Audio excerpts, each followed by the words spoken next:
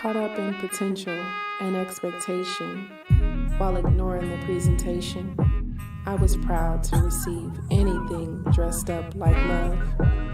Out of a wardrobe made up of second chance, dutiful, lust-driven, and pitiful love, I willingly clothed myself because I was afraid of their flight. Fully garbed, yet fatigued by malnourished love, I stood before a mirror and there was no reflection. Where did love go? Hoping, searching, wishing, seeking, praying for love to come. Was I not worthy? On the edge of a breakthrough, about to break down, I silenced myself to sleep and cried myself awake. Pen to pad and love spelled out, not brokenness, not loneliness, not sorrow nor sadness.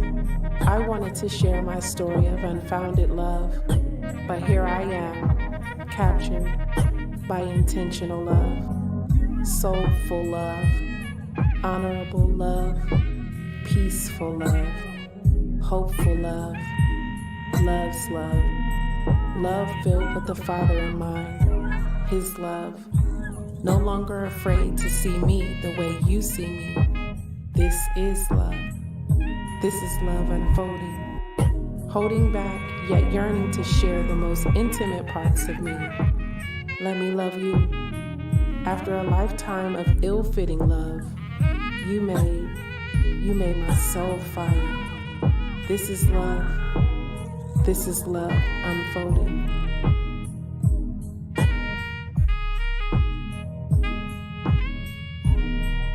This is love unfolding.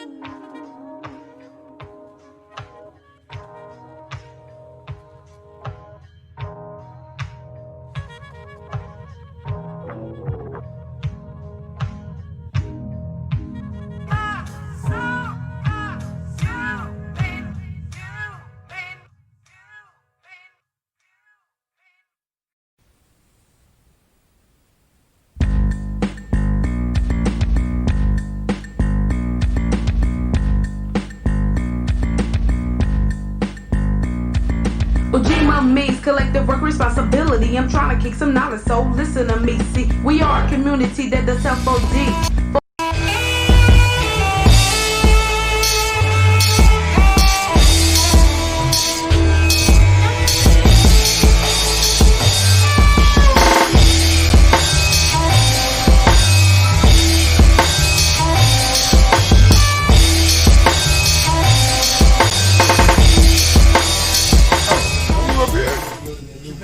Quick question too. It can be on the record, off the record. It can be on the record.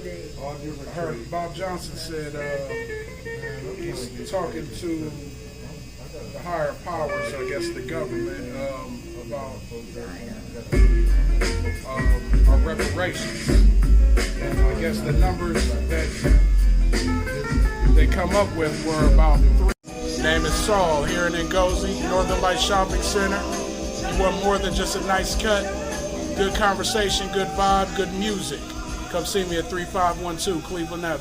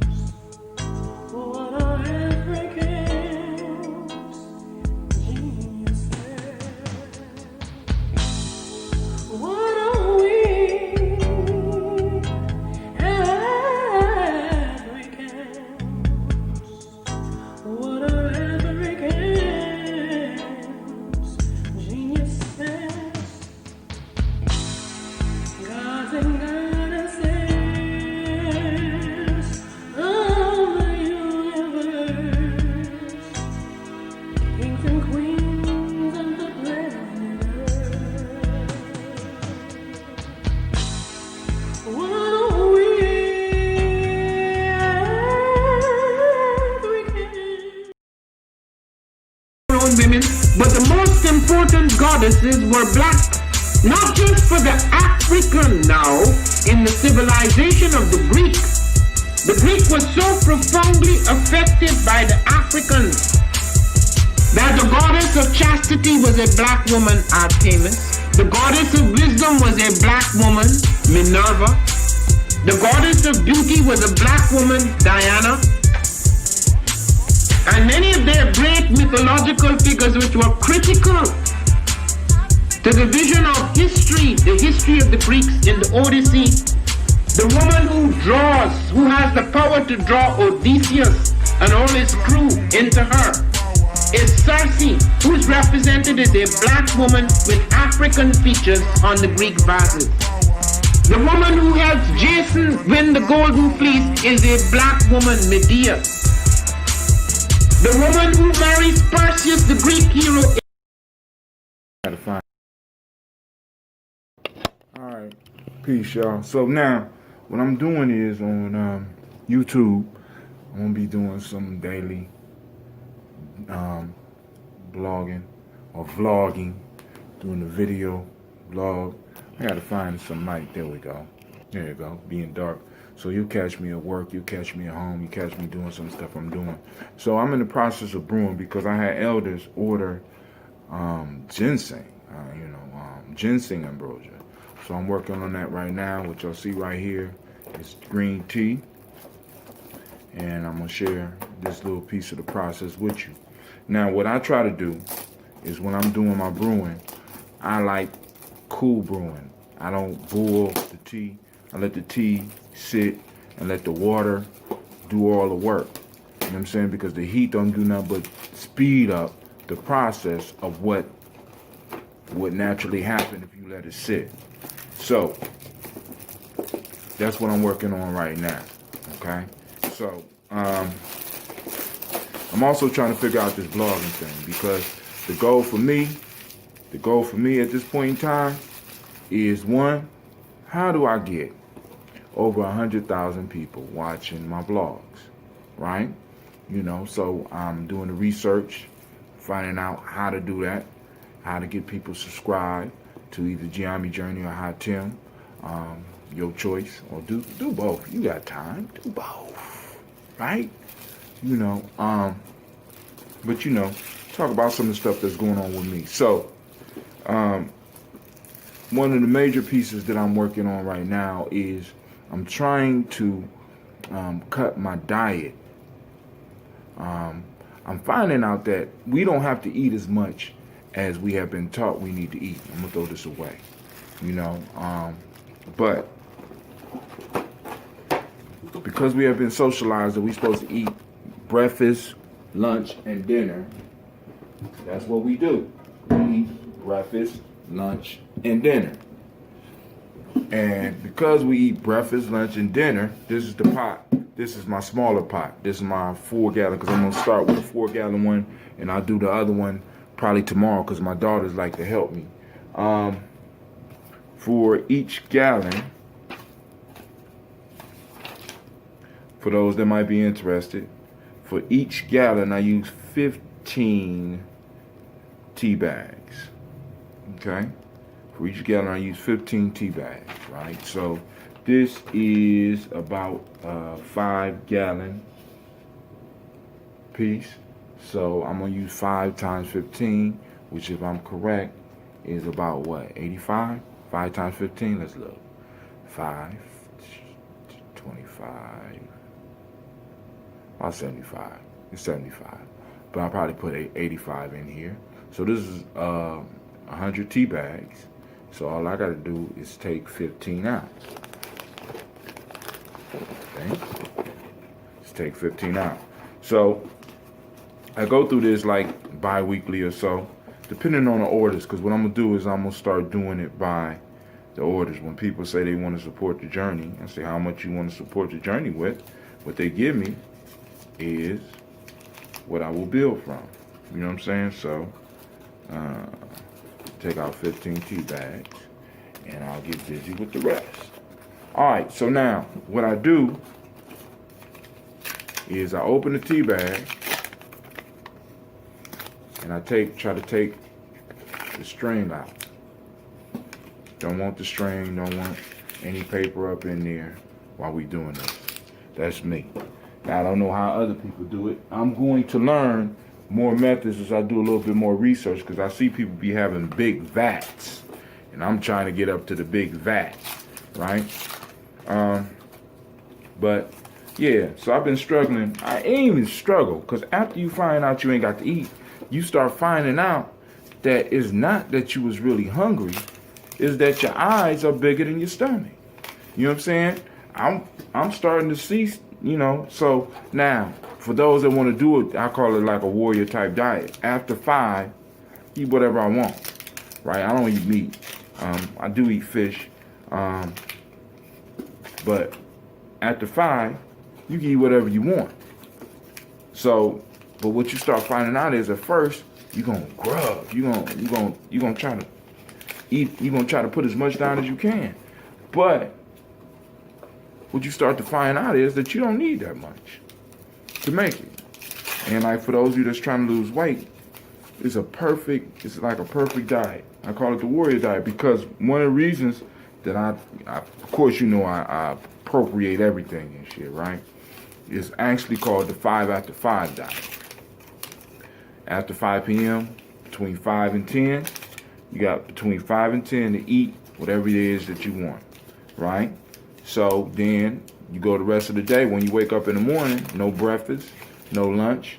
You got to go all the way until the next 5 p.m. Now, what that does is, from my perspective, that takes you back to how your body used to be, because as human beings, for 95% of the time that we was on this planet, we didn't eat 3 meals a day. Hell, we ate when we could, right?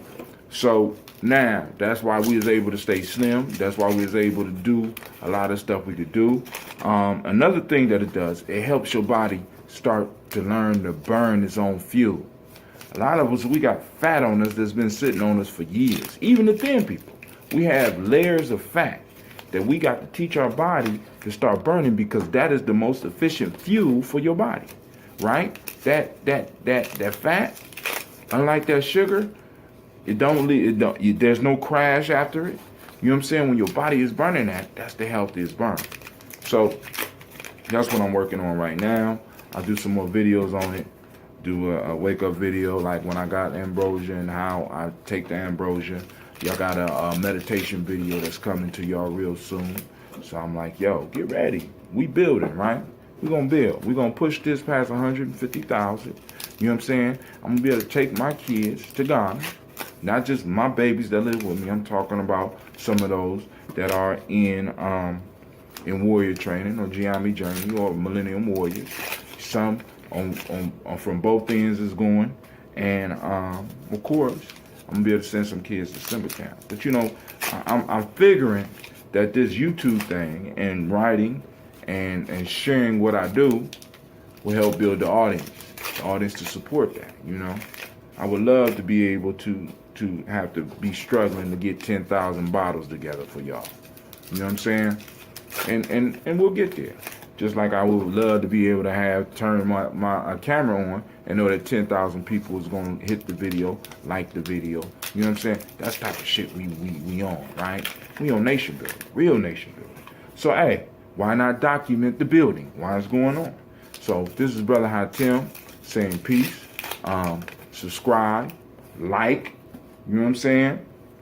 And share. Most importantly, share. You know what I'm saying? Introduce me to your circle. Let's build. Right? So we're going to do some more talking about this diet. And also, I got one more thing I need to share with you.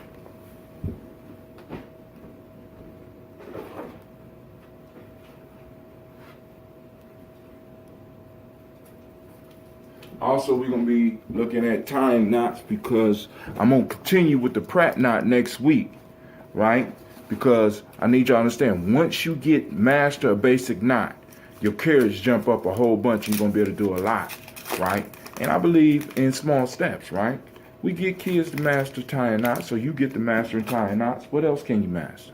You know what I'm saying? That's what we start looking to. And also, I'm going to need y'all help with this. Look at this. I know I'm not the only one that's struggling with tobacco. right? You know what I'm saying? I stopped for a whole year, and this shit popped back up on me with a vengeance. You know what I'm saying? I don't know whether it was because I changed my diet. I don't know whether it was because I started doing all this ambrosia. I don't know what. I do know what happened. It's a long story. I might share with y'all. You know what I'm saying? Because I honestly felt like I was being interrogated and shit. I was drinking, you know, and I just need a cigarette because I felt like I was in a hot box. You know, motherfuckers asking questions and shit. But hey, this is Brother Hot Tim. And like I said, thank you for checking out. Make sure you join the journey. We're going to keep it moving, right? I'm brewing a batch. So anybody that have any special orders, you know what I'm saying, you support the journey, I support you. I'm taking, this is individually crafted. I can individually make you a drink. You know what I'm saying? With all the probiotics and all that. So hit me up. Let me know what you think. Let's keep it moving. I'm going to see how long I can blog. You know what I'm saying? Maybe y'all can convince me to get back into running. You know what I'm saying? I'm out. Peace.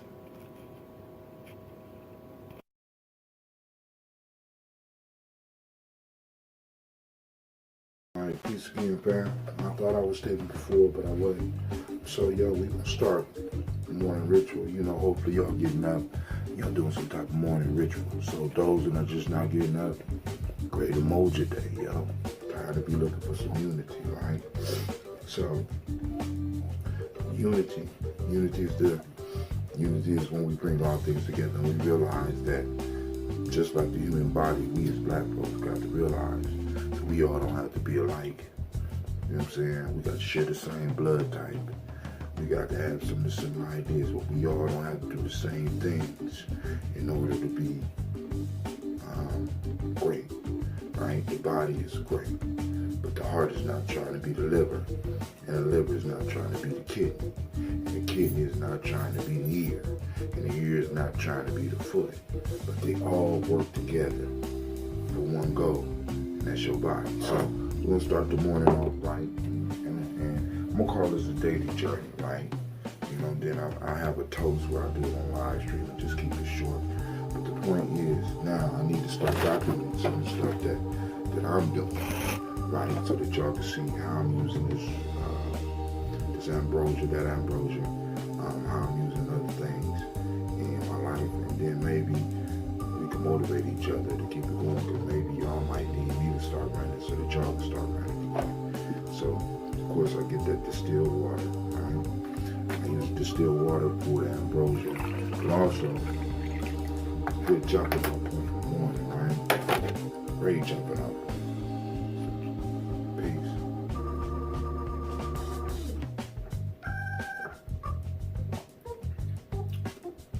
Let that shot glass. Not too much, not too little.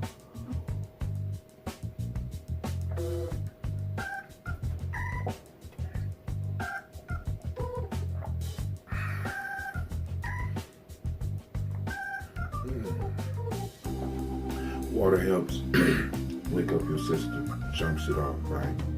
So, after the water, y'all see I'm almost out. This is, I'm about to do my meditation. So I need to get some extra oxygen, right, through my body, right? So I can kind of alkalize my body, right? So this is that beat, ambrosia. So you get a nice little shot of that.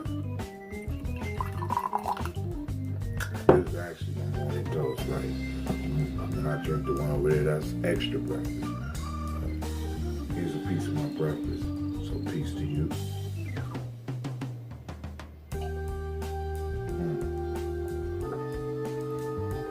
All right, so I'm gonna pause it for a second because I'm gonna show you something. So I got my ladle. I'm about to go downstairs and get some tea, right? Because I'm letting the tea brew for my next batch of ambrosia. So I'll be right back. So I don't know if y'all can see how close that is to green. This is almost ready. I let it sit for at least 24 hours. I try to at least get nice and green, so I'm gonna let this sit a little bit longer before I process it. But I also like to taste it. Green tea is a little bit bitter, but it's not as bitter as black tea. but it has a whole bunch of nutritional value. Like it releases poly, I can't remember poly. They're real hot on the internet right now, but it's good for the brain. It's good for the body. So I'm about to drink it.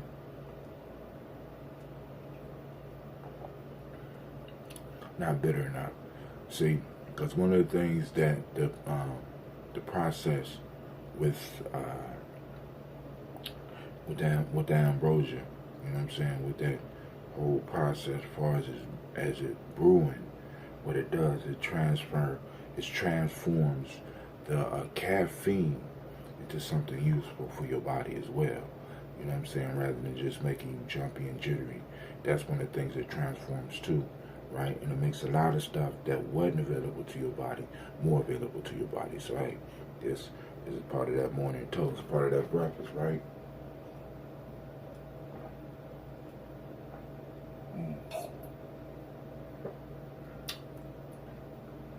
Not bitter enough.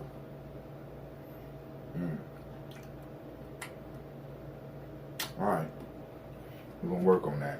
I might be able to do it by tonight. I had my ladle, and down there, just dipped it, checked it out. There you go. So now y'all building with me, right? So now what I'm about to do is move to another room. All right, now this is the next part of my ritual. Of course, the breath, right? You want to alkalize the body, want to fire up those probiotics that I just took. Want to utilize that water, get my body moving. I'm about to do my shape reps, right? I got a video for that.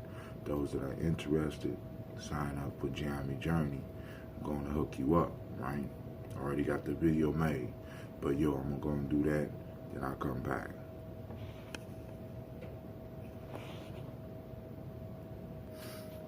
Alright, I just got done doing my shape breath and Gye-Nyame salutation.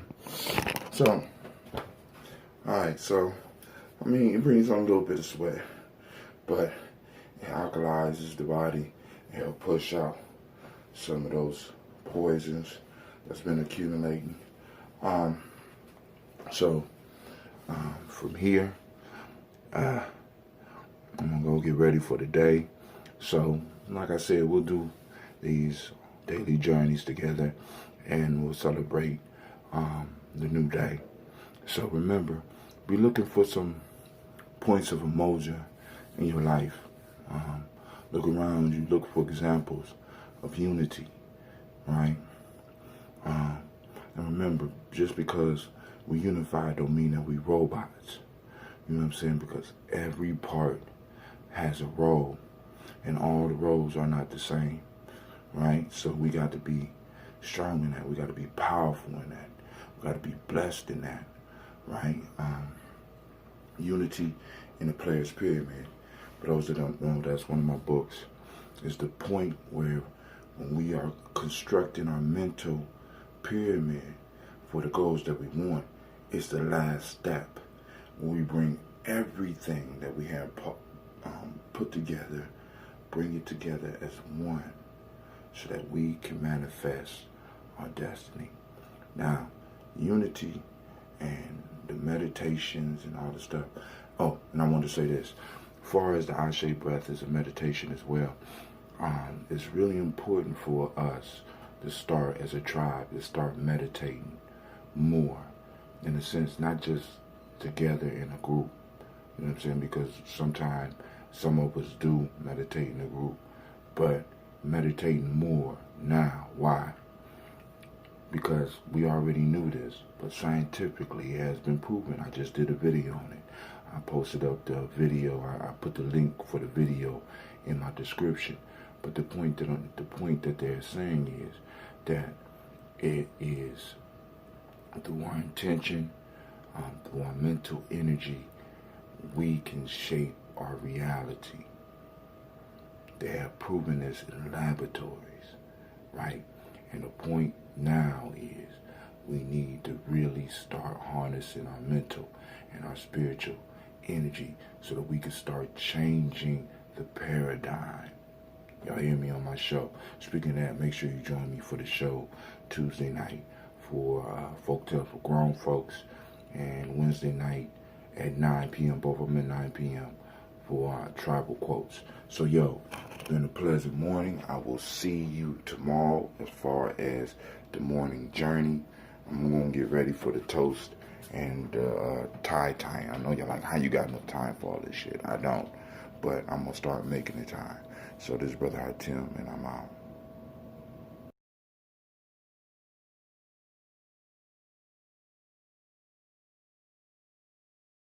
All right, peace, fam. This is Brother High Tim coming to you live from Gye-Nyame Journey, of course.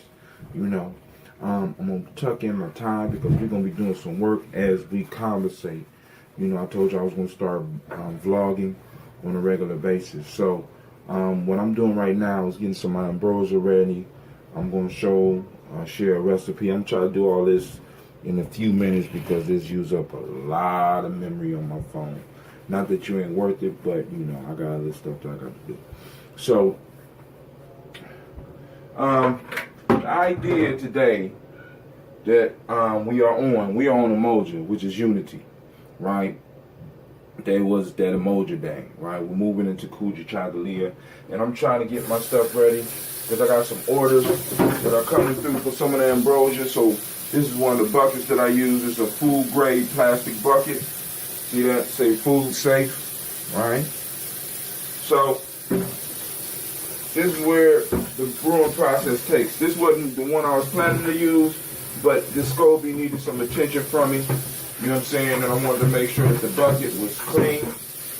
Now, so what I'm gonna do is I'm gonna discuss this. I'm gonna introduce you to one of my SCOBYs.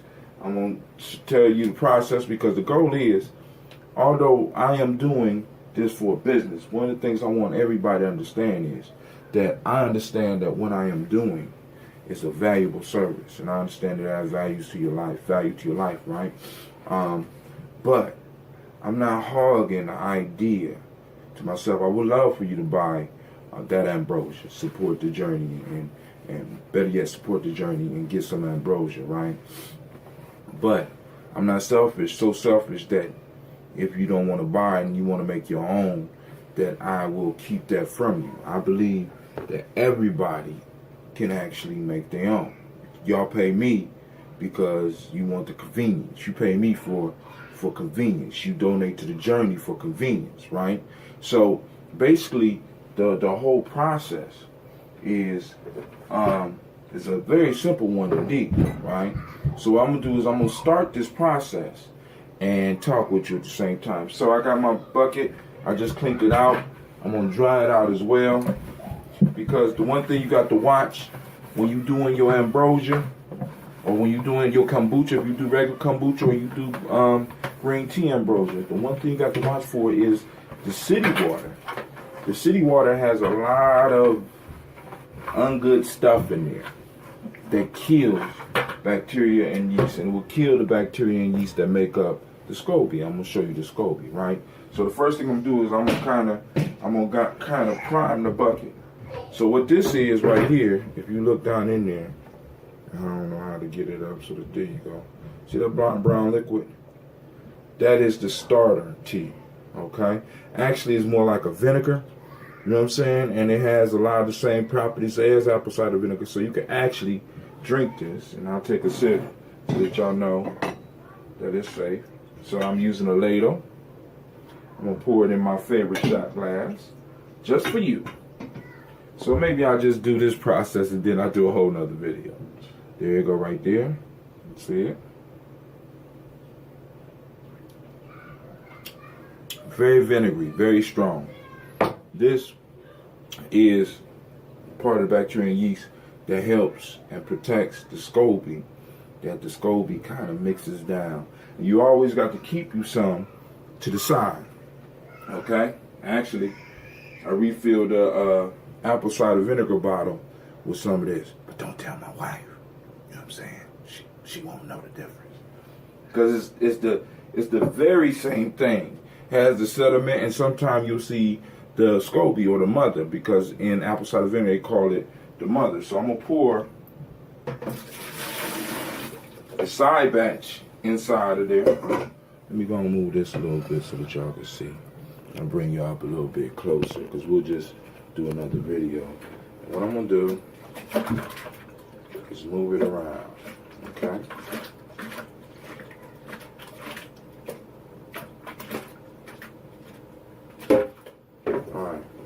Got the tea down there, okay. So while that sits there for a minute, we're gonna talk about some other stuff. Now, one of the things I was thinking about today was many of us are being held hostage by old beliefs. You know what I'm saying? I know Imani was yesterday and we on the Moja. But one of the things that breaks down our Moja is some of the old beliefs that we are being held hostage by, right? I just recently shared a post, and it was very pivotal for me, right? That said that we can shape reality with our consciousness. And if the programs that's running through our mind are not toward our benefit, they destroy us, right? They lower us down below where we need to be. And they keep us stuck in a reality that is not of our making nor towards our benefit. So in a lot of ways, we got to change that. So one of the steps that I'm taking is, of course, I tell y'all about the meditation. I tell you about some of the other struggles that I have, you know what I'm saying, from the,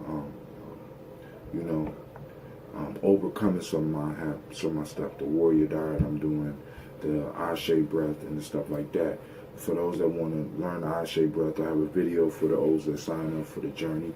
I'll put a link so that you can sign up for the journey. You don't have to, the fees on there is for people that want to donate.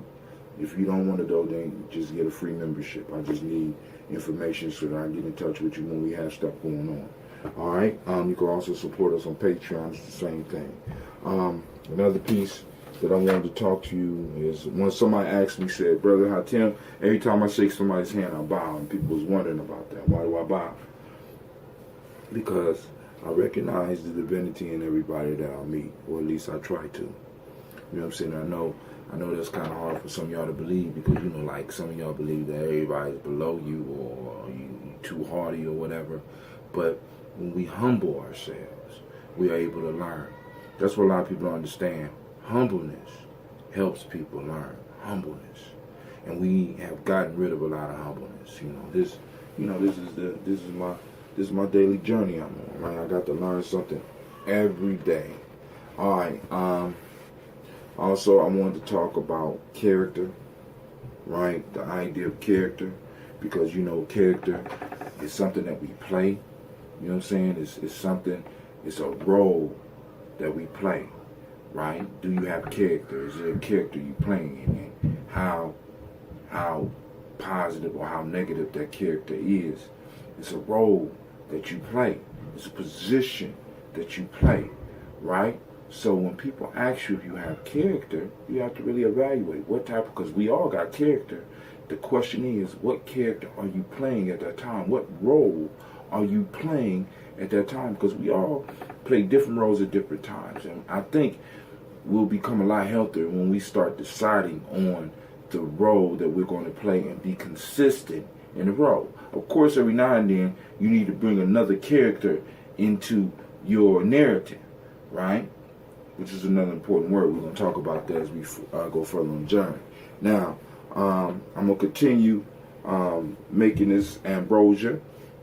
I'm going to introduce you to my SCOBY, right? But first, I got one more thing. I was watching a video, a very good video about a little Gullah history lesson. I'm going to find a link. I'm going to post it on here. I suggest all of y'all watch this so you can see some of the struggles that the Gullah people are going through and how they are taking the land from black folks down in South Carolina. I'm going to pause it because my daughter's coming down here making noise. When I come back, I'll introduce you to my SCOBY. All right, family. So now what I want to do is I want to introduce you to the SCOBY, right? Symbiotic culture or colony of bacteria and yeast. Now, the question is, what is the SCOBY symbiotic with? What thing does it have a relationship to? Say hi, Gina. Hi, and bye-bye. Have a nice tomorrow day. She said, have a nice tomorrow day. So what does the SCOBY look like? So let's bring it out so that you can see it. All right, this is, believe it or not, this is one of my smaller SCOBYs, right? Look at that, right?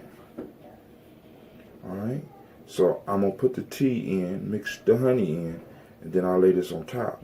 But this is not my biggest SCOBY, right? This is not quite the small SCOBY, because when I originally got a SCOBY, it was about that big. All these came from that. So now let me show you big brother SCOBY. No, my fault, they ladies. Big sister SCOBY.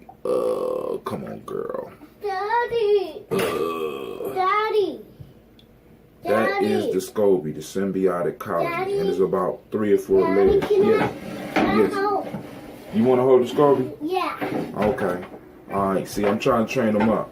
So it looks, it's pretty big. I gotta go and break that one up. Hold on, baby. Did you hold on. You got to put some on your hands. Come here. Hold on. Let me work with my daughter real quick. What you gonna put? Pizza, Daddy. He said it smell like pizza. All right. But so I'm gonna let her hold the smaller one. Well, actually, one is breaking off the bottom here. But you know, like I said, for those that are interested and you want your own SCOBY, you know what I'm saying? We could do a class. I can show you how to put it up. Sasha, I need you to focus. Here, come here. The SCOBY. You gotta put some on your hands, Gene. You coming late. The SCOBY is dead.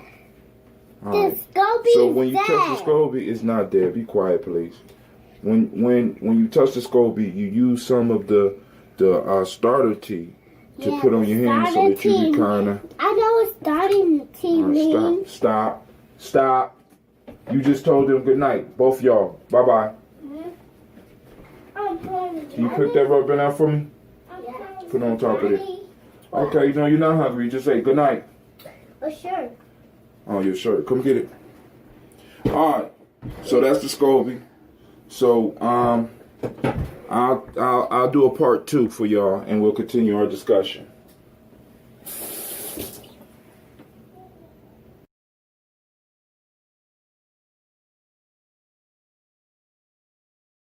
Great day, fam. This is Brother Hot Tim coming at you live this morning. YouTube fam, those that check in on YouTube. Now, of course, you know I gotta have a morning toast, but it's been a dark day in the house of Gye-Nyame because my brew is not at least 3 days old, so I can't even go down there and sample it. So I won't disturb the ladies while they're down there doing what they do, fermenting. So I will have a sip of water, and of course, once again, I will go on and make some of my tea with you, right? You know, do some cleanup and do some talking with you, right? So today is Ujima, collective working responsibility. Now, when we're doing and talking about collective working responsibility, I want y'all to remember this. It first starts with you. And I know some of y'all out there. How do you do collective working responsibility as an individual? Like I tell you all the time, there are 5 parts of the human being. 5. Intuition, mental, emotional, spiritual, physical. When you get all 5 of those working together, you form a powerful thing, right? You become a powerful individual. And it makes it easier for you to be able to work in a collective outside yourself. All right, so let's go on and I'm gonna make the tea. First, I'm gonna take my morning sip of water because the water helps jump off your system, right?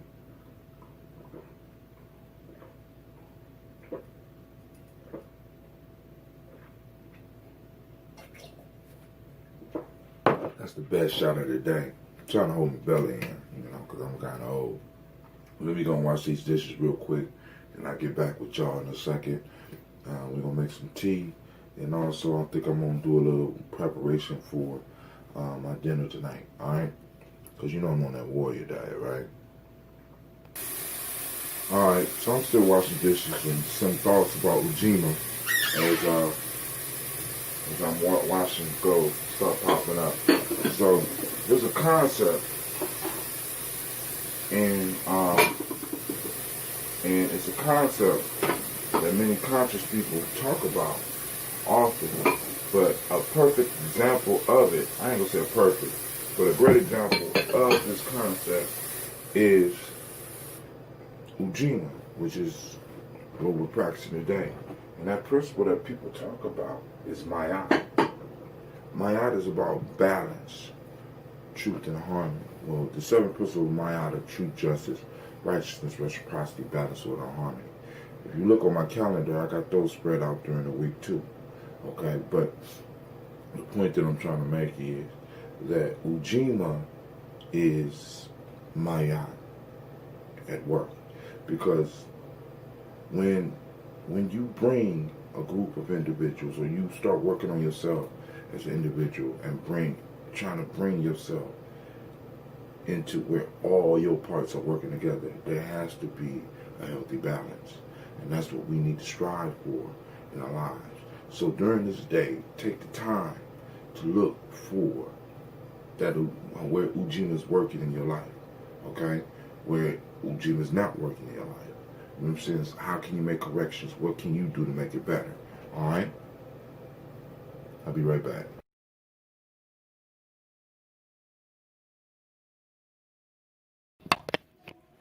All right. So here we go.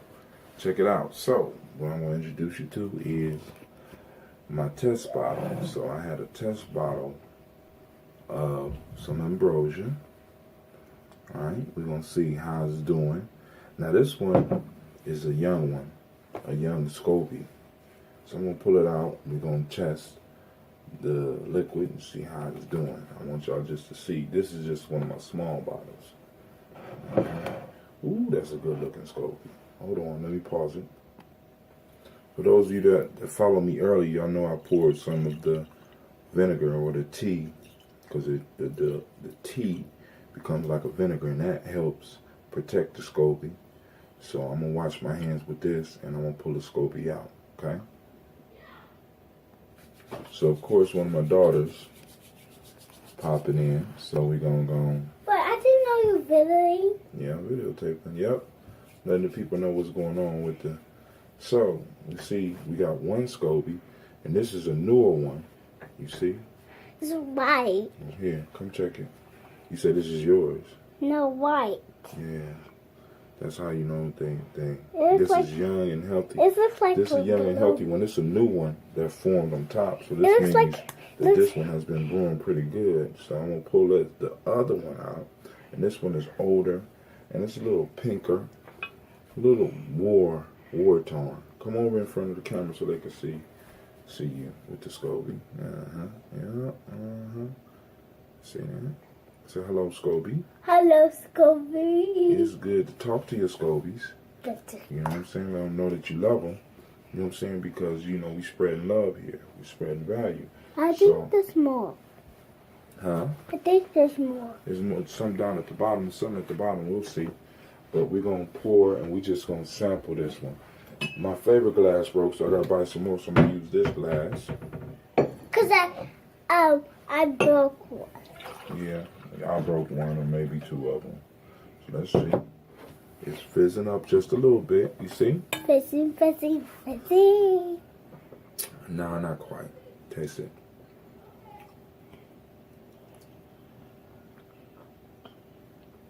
It needs a little bit more Right. extra honey. No, I don't need no honey, but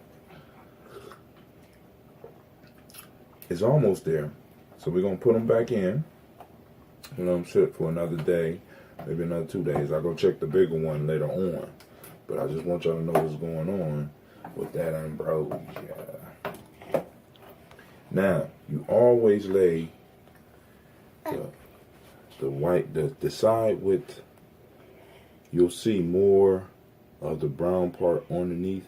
That's where it's working and transforming the honey and green tea. The side that's the smoothest and the cleanest is the side you put on top. You just slide it right back in. and let it sit. What happened to the other All one? right, so this has been a sample of that ambrosia. I just wanted y'all to see, but we do have us almost some. You can see it's a little bit different color. You want to taste it again, Gina? Yeah.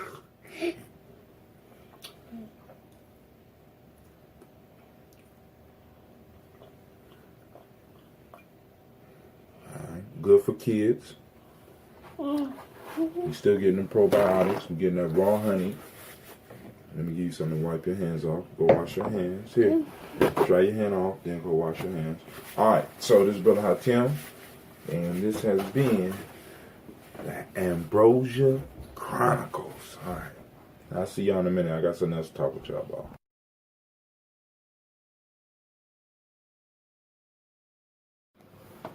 What's up, family? It's been a long day on Ujamaa, right?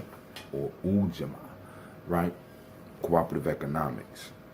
And some of the lessons that I have gleaned from this day that I will share with you to make your journey easier. Like I said, I get on the road and I hit it so I can make sure that you get everything that you need. I'm adjusting the camera right now, trying to find the right light. Peace once again, this is Brother Hatim. You are joining me on Gye-Nyame journey. As y'all can see, I got that millennium knot. Yeah, it's still rocking, right? But hey, so I want to share some of the lessons I got from this day of Ujamaa, right? I'm putting together an app for people who want to take the Nguza Saba challenge seriously. I also put together meditation for those that want to take their life to the next level. I call it the Ashe breath. I had the video available for those that sign up for the journey, as well as my latest book. I'm almost done. I just got to go back in, make some corrections, upload it, and get it into the PDF format so I can send it out. But I just wanted to share some of the lessons I got from it. I didn't feel like going live tonight. I'm tired. And I'm thinking about doing the show tomorrow on Nia, the 13th, a day of transformation. I think I might come back and do a drink with y'all. I got just a little bit of ambrosia I was testing because y'all see me working with it. But I went down and grabbed me a little bit out of the big bottle, out of my bucket, right? Look at that. But the issue that I'm finding with the ambrosia right now is that with the cooler weather, the ambrosia is doing the vinegar thing fast. So I got to go down here and pull this stuff out right now because this one, but actually the vinegar is good for you. You know what I'm saying? So you could throw a little bit of water in it, but most of it ain't gonna be like that. I got to stir it up, and after I get done putting some love on it, it's gonna be all right. But let's go look at some of the lessons I got from cooperative economics, Ujamaa.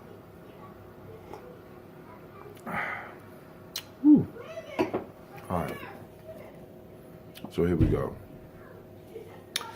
Ujamaa, cooperative economics. Now y'all know. Like with each of these principles, there's other principles that go along with that day. There's a lot of different things you get out of it by focusing your energy on that principle during the day. So we're going to break down the principles and use each one on each specific day. Now, I ain't saying you can't use them on other days, but what I want to get people doing is to during the day, to focus and to look for the principle in the day, right? Look for opportunities to use the principle in the day, in that specific day. Now, you could use all of them all the time, but I want you to be able to focus on one. So one of the lessons I learned, or I was thinking about, I gleaned during the day, Ujamaa shares a day with gratitude, the color green, reciprocity, and the heart chakra. So all these got to do with that Ujamaa day, right? Ujamaa day, right? So we got gratitude, we got the color green, we got the law of reciprocity, we got the heart chakra. All these things are right around here focus you, the heart chakra right up in here, all focus you on cooperative economics. And I know a lot of y'all like, what the heck got to do with cooperative economics? But if you really think about it, gratitude, right, is an economic thing. It makes sure that the resources are being respected, right? When you show gratitude to the one that creates all of this, right? You show gratitude to those that give to you. And in some cases, you show gratitude for those that come and take from you, right? But gratitude is a powerful principle, but also another one of those principles that tie perfectly in to cooperative economics is that reciprocity. What comes around goes around. Once again, that's that flow of those universal resources that we overlook. And also the color green. You know, a lot of people associate green with money, but green represents that life, right? That life and that love of life, right? When that plant is green, it's in love with life, but as it start getting towards that brown, it start dying, right? But as long as it's green, it's powerful and it's vibrant, right? So Ujamaa is one of those principles that is very powerful and vibrant, right?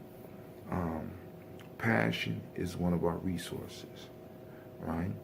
So we talk about that heart chakra, and the heart chakra is known for love, right? And that passion that flows from you flows from the heart chakra.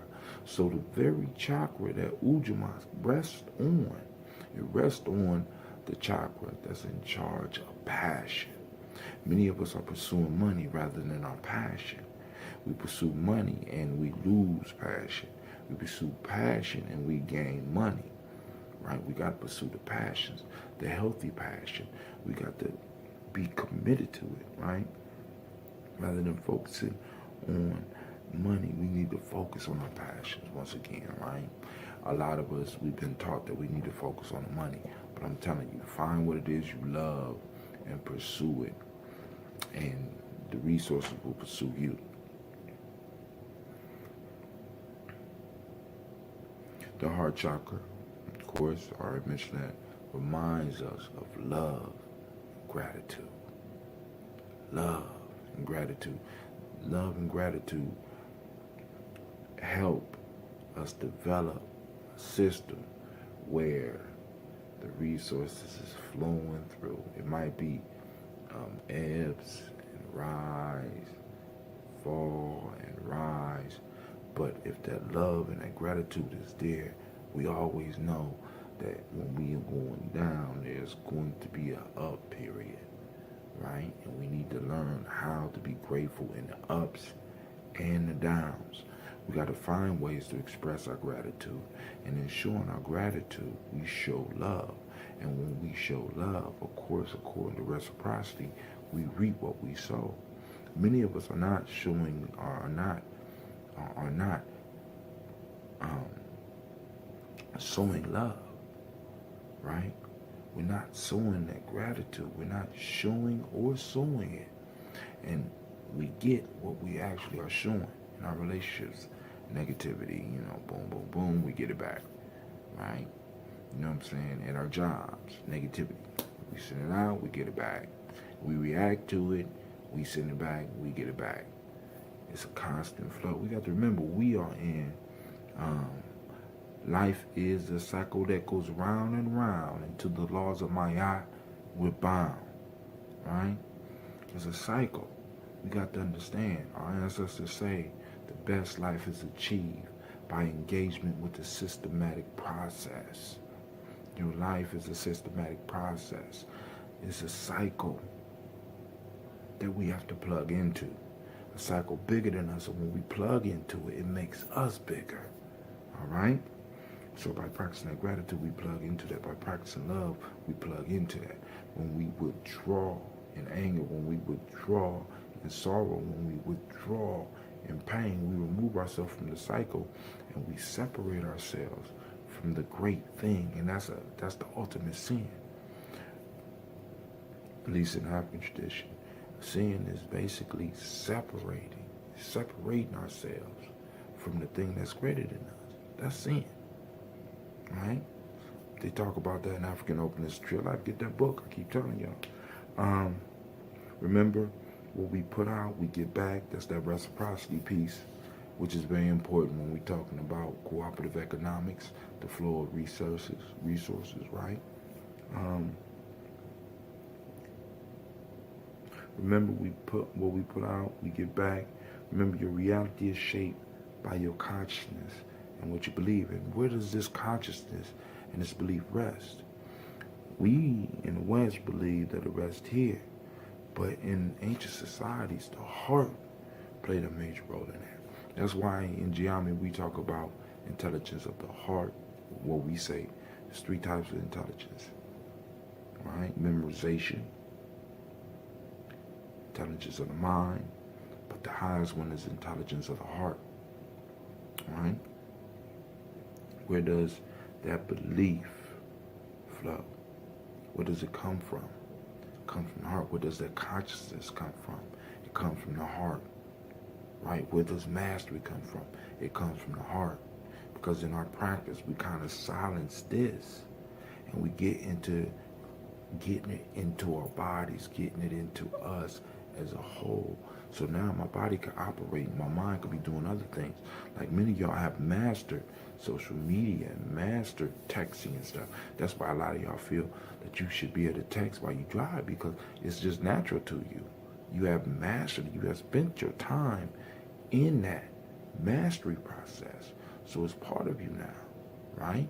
So mastery flows from the heart, like consciousness flows from the heart, like love flows from the heart, right?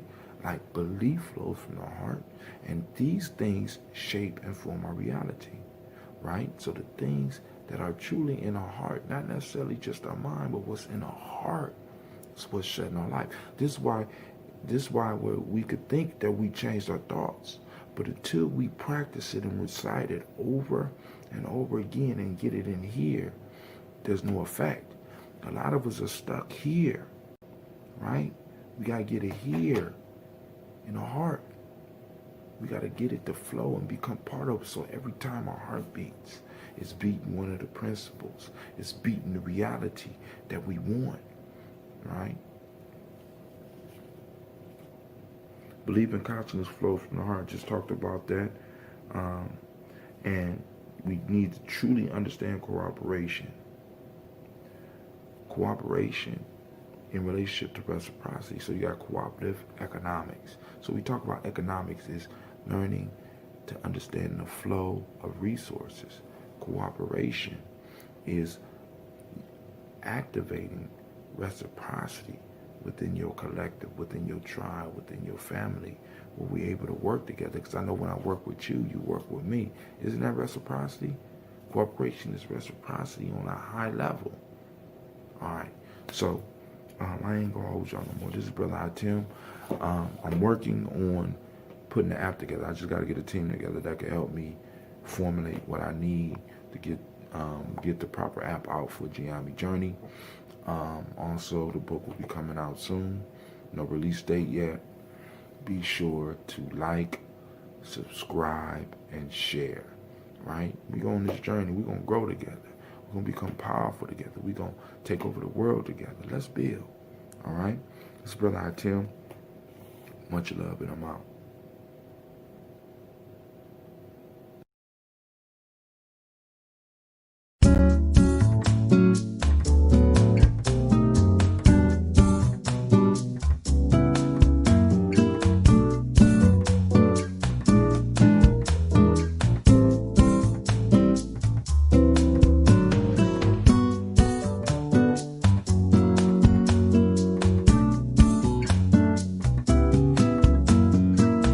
What's up, fam? This is Brother Tim, and we are in the lab. The kitchen turns into the lab when it's time to do it. So what I'm going to do is I'm going to introduce you once again to one of my scobies and show you the process of me making ambrosia. Right now in my kitchen, you know, I'm a mad scientist. I'm an urban shaman, right? And we're gonna do this thing, right? So stay tuned. All right, what I'm doing now is I am getting my SCOBY ready, and I'm going to take it out. Make sure it's safe, because it's, like I said, it's symbiotic. If I take care of it, it take care of me. That's basically what that means. We work together. We have a good relationship, and if you are drinking that ambrosia, you're supporting the journey, you're part of this whole process. We all got to work together. When we give the SCOBY positive energy, and we, in a sense, let it know what we need, it will return back to us. I need health, right? I need a drink that is tasty and healthy for me and healthy for my family. So this is what the SCOBY try to provide. So I'm gonna pull this SCOBY out.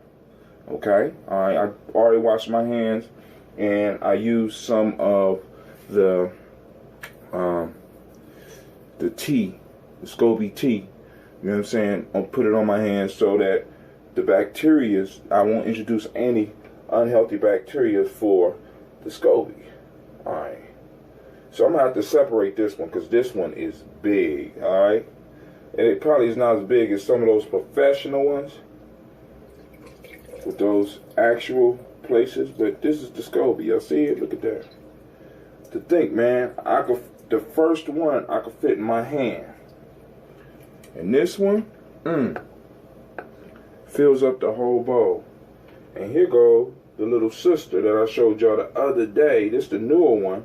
And this one is about ready to start its own brewing process. Now, what I have to do now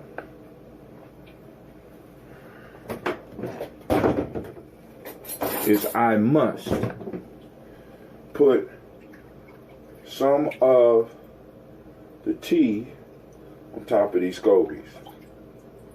Keep them fresh, keep them eating. Now, SCOBY could sit by itself for a long time.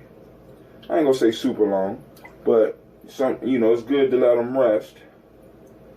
And it's good to let them just sit around and do their thing. Alright, so the next thing now is to stir it up.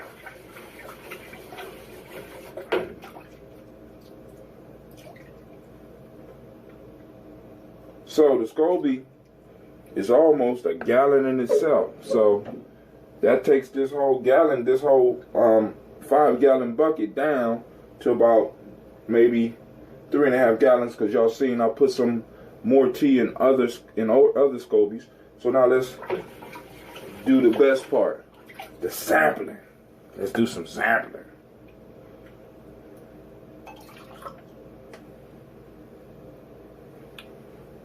Peace, happy New Year. Oh my God. Oh my God, I missed you so bad. Thank you, SCOBY. Thank you, ladies. Alright.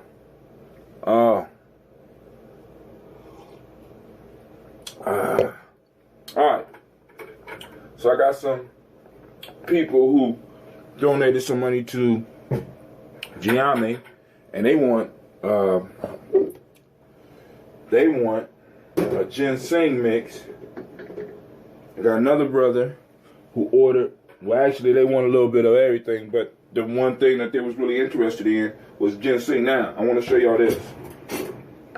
I got this with the screen inside to kind of screen out some of the SCOBY. Even though it won't stop all of them, it'll stop some, right? Because a lot of people, although they say they want health, they don't, you know what I'm saying? Because it's the SCOBY that you really need. You can actually eat this thing, right? So, now I'm pouring.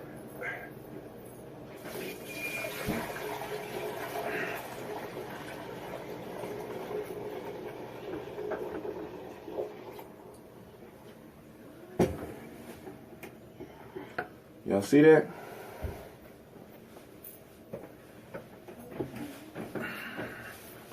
She wasn't home. She wasn't home? No. Oh, this one gonna overflow. Let me pause it. Alright, fam, here's the first gallon. You see it? So, I'm gonna take one of these, put it on it. Allow it to breathe a little bit. That's how I stop it from blowing up on you, you know what I'm saying? Not necessarily blowing up like glass or oil, but when you open it, it slows down the process just a little bit, all right? So, I'm gonna put this on here. I'll put a little bit of water inside of this.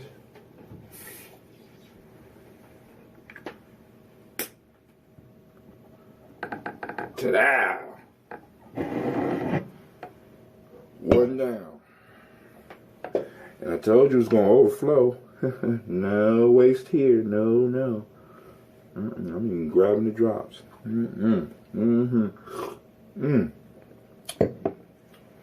All right. I need to wash out the screen. Now we on to another gallon, right? Gallon number 2, fam. And a little bit of overflow. I'm going to save some for my show tonight. Maybe. Let's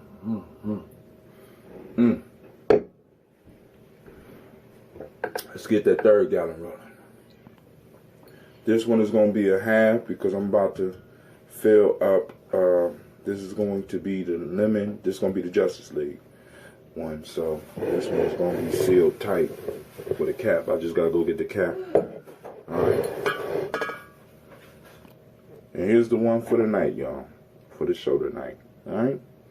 So join me for Freestyle Friday. Well, Freestyle Nia. We're gonna talk a little bit about it. I'm still trying to get it together. Alright. So this is Brother Hot Tim. Peace.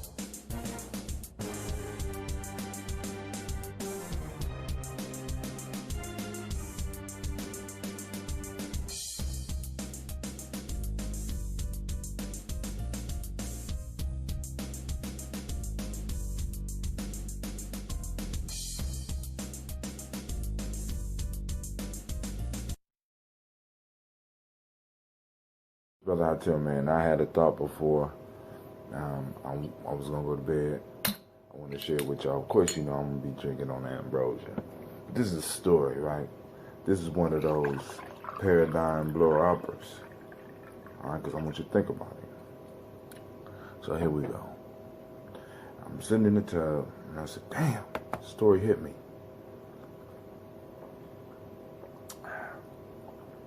So, once upon a time, there was a young rooster, and his goal was to become the big rooster. I wanted him to be the big rooster on the yard. He wanted to run the yard, so he started fighting his way up the ranks. Sometimes he won, a lot of times he lost. But eventually, through his losses, he learned, and he became better. And eventually, he started whooping all of the roosters. And he worked his way up the ranks to eventually he met the older and the toughest rooster on the yard, and he whooped him. Man, he whooped him. It was a shame.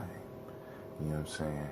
And in celebrating his victory, right, he dusted off his feathers and he strutted around the yard like he was the stuff, right? And he noticed that everybody wasn't really paying him as much attention as he thought. Yeah, now he had all the hens, but he wanted everybody to pay him attention. So he decided to climb up on top of the hen's house to declare his supremacy on the yard. So he climbs up to the top of the hen house and he starts good shit. I'm the best. I'm the man. Making sure everybody could hear him. And he's screaming loud, but lo and behold, he caught the attention of something. And he wasn't paying attention as he's cock-a-doodle-doo. As the hawk came zooming down, the hawk couldn't believe his eyes. And the hawk said he gonna make it his purpose to make this bird his meal. And he swung down at this bird at full speed, and as the bird was cock-a-doodle-doo, the last thing the other birds on the yard heard was his neck pop, and watched him fly away, being taken away by the eagle or the hawk, whatever. All right. Now, the story hit me, and I started thinking about it. Isn't that what goes on in our community, right? We fight to get to the top of our community, and we struggle, and when we get it, some of us, we start to strut around the yard. And when we can't get enough attention on the yard, we climb up to the top of the hen house, and we start screaming to let the world know that we are the shit, you know. Until we start dealing with them hawks. Right? Right? You gotta be careful. Right? The moral of the story is this: pride precedes the fall. See, because this is what's amazing about the story to me.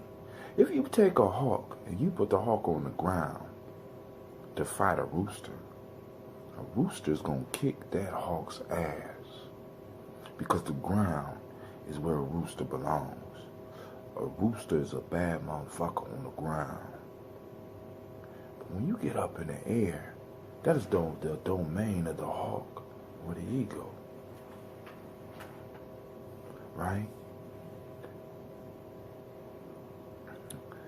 If that rooster would have stayed on the ground and dealt with the fame in a way, you know, without trying to show off, he would have ruled for a long time. But because he wanted the whole world to see him, he ended up falling hard. And this is the road that many of us follow, right?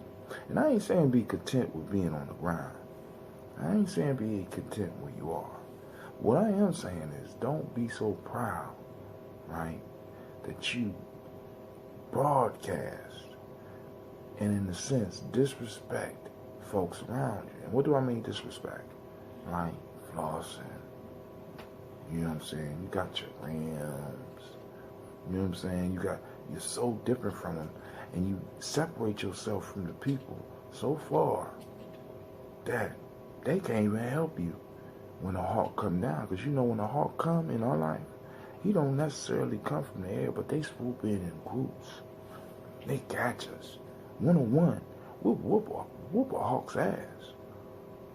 But when we in the hawk's domain, we lose. Are you losing? You know what I'm saying? You know what I'm saying? Some of y'all, I mean, we are so much like that rooster, right? We want to proclaim our greatness to everyone and everything. I'm just like, yo, it's time for that shit to stop. We bigger and we're better than that, right? We don't need to attract the hawk's attention. We just need to build on the yard, right? You need to build in your life. You need to build in your house. You don't need the hawk's attention. All right? So just go on and just chill, man. Stop showing off. This brother out there, I'm saying, this is one of those paradigm shifters. Take a look at your life. Are you a chicken or are you a hawk? And where are you a chicken at? And when are you a hawk? Right? And understand where your place is, right? Where your purpose is, because you know we kind of still on purpose, right? But this is what I tell him, and I'm out.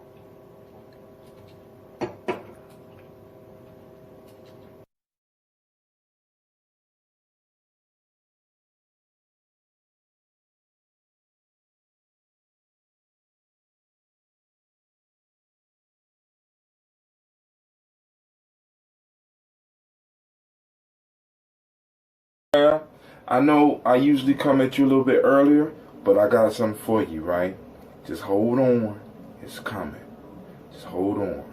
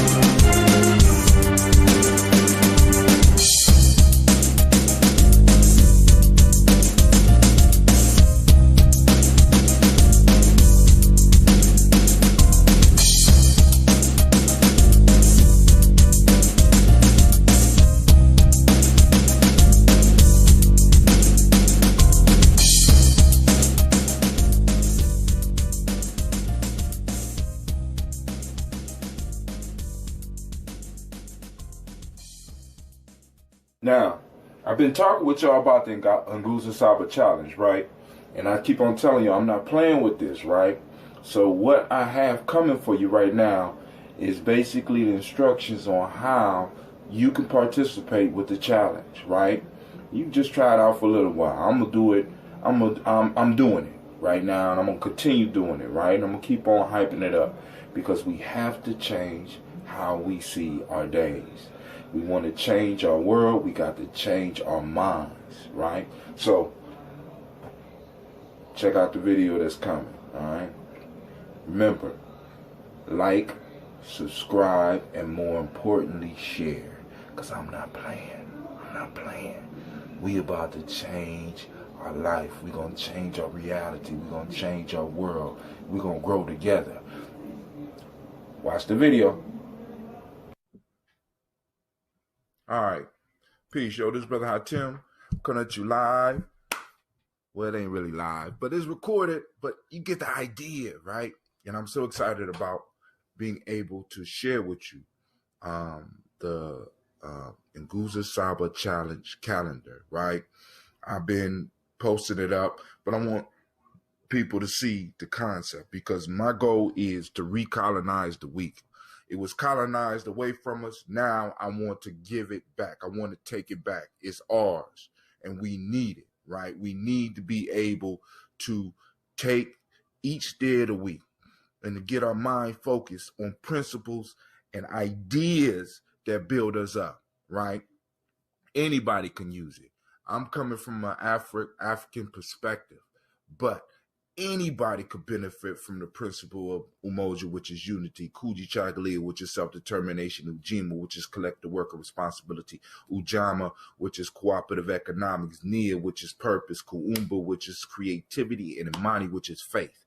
Now, but what you see, I have added some other stuff on here, and I want to explain why I added it. But also, I want to let you know about some of the stuff that's coming, right? Because I'm not done with this yet, right? And is an opportunity for those of you who have the foresight and the insight to see the value in just this simple little calendar. Now, I want to send shots out to a brother by the name of Butch Hamilton. Brother Butch, he's a teacher in high school. Actually, he might be a counselor now, but he created the very first calendar for me years ago, before we went to Ghana. So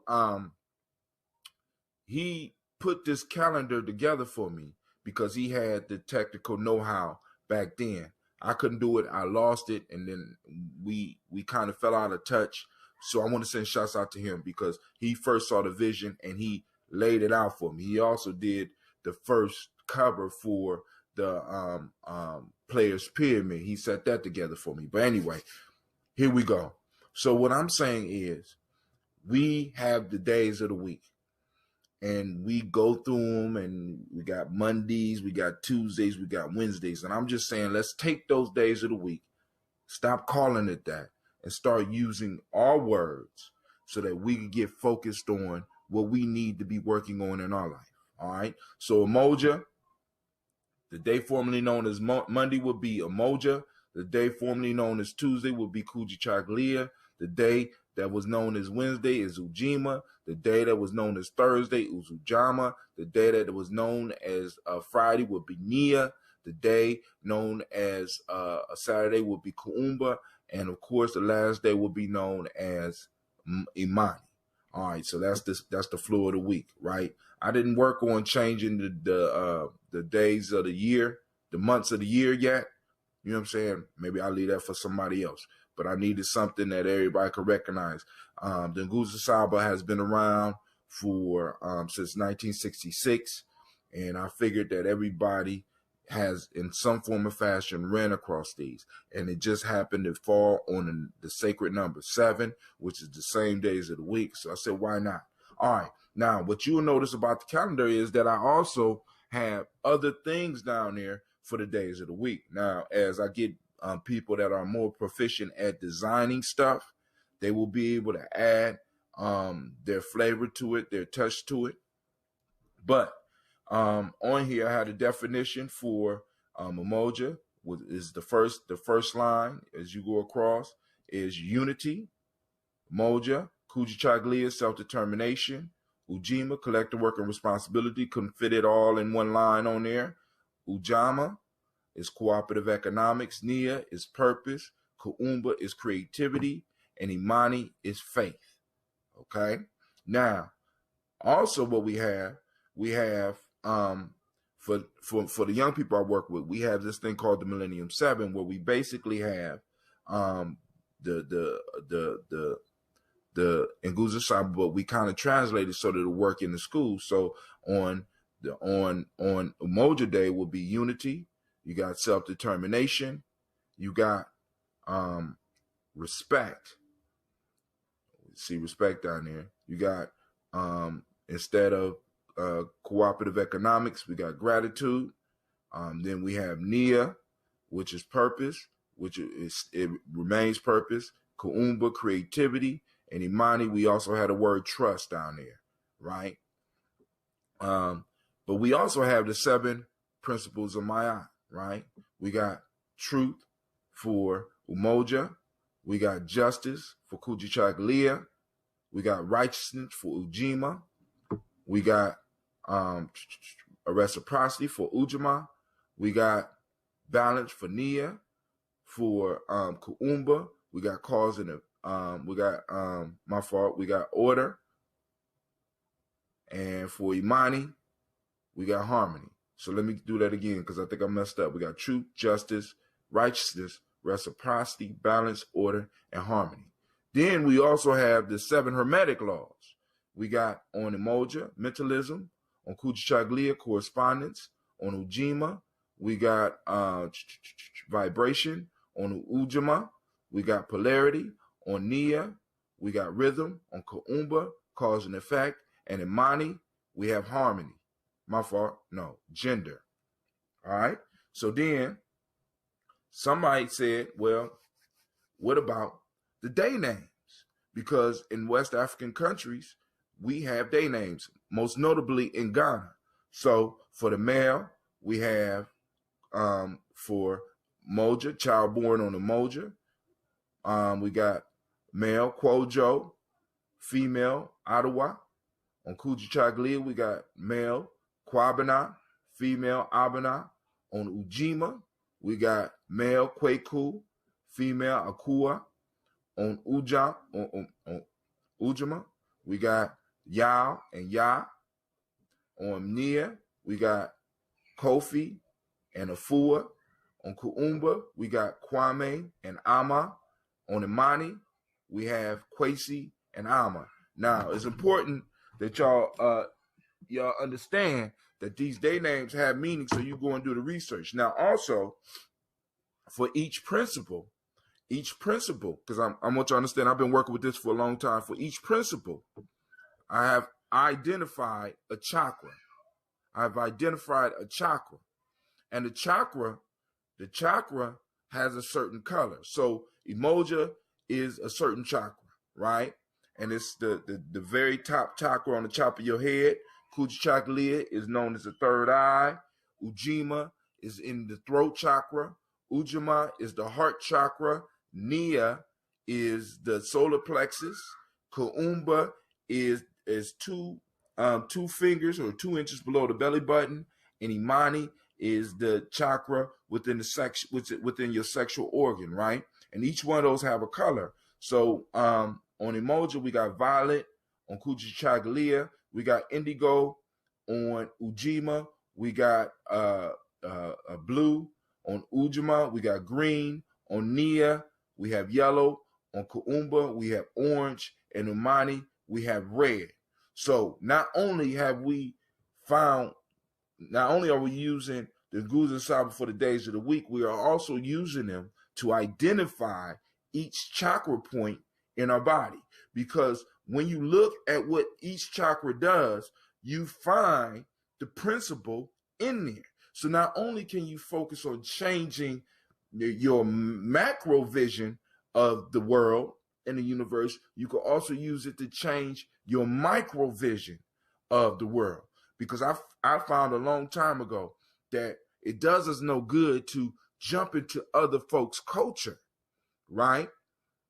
And totally utilize their stuff, when the fact of the matter is that culture cures, and we need to be cured with connections to our culture. Our culture need to lead us back to where we're from, right? So that's the reason why I created this calendar idea. So we got January already set up. I'm gonna begin working on February, and I got friends coming that want to help with the numerology of the day, as well as the astrology of the day. So eventually you're going to see this calendar growing, right? And of course, some of y'all out there might have some suggestions on how we can make this calendar better. So right now, in the middle of the calendar, I have Gye-Nyame Journey. If there's other companies that want to get involved with the Nguzo Saba Challenge, you could take a month and your image could go where I got Gye-Nyame Journey. So for February, if a city market wanted to host February, we could go on and put the city market, or we could put any other business, culturally centered business, on our calendar. Okay, so now hopefully that answers some of the questions about the calendar. Now I want to go to the form, the Nguzo Saba Challenge form. Now with Google, I'm able to share the form with you if you have a Google Drive.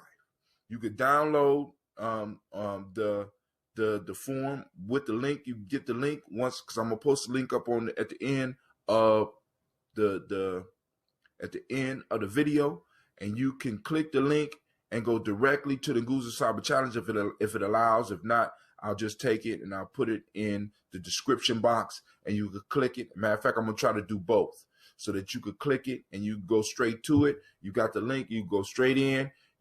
I'll share it with you on your drive. It'll be shared with you.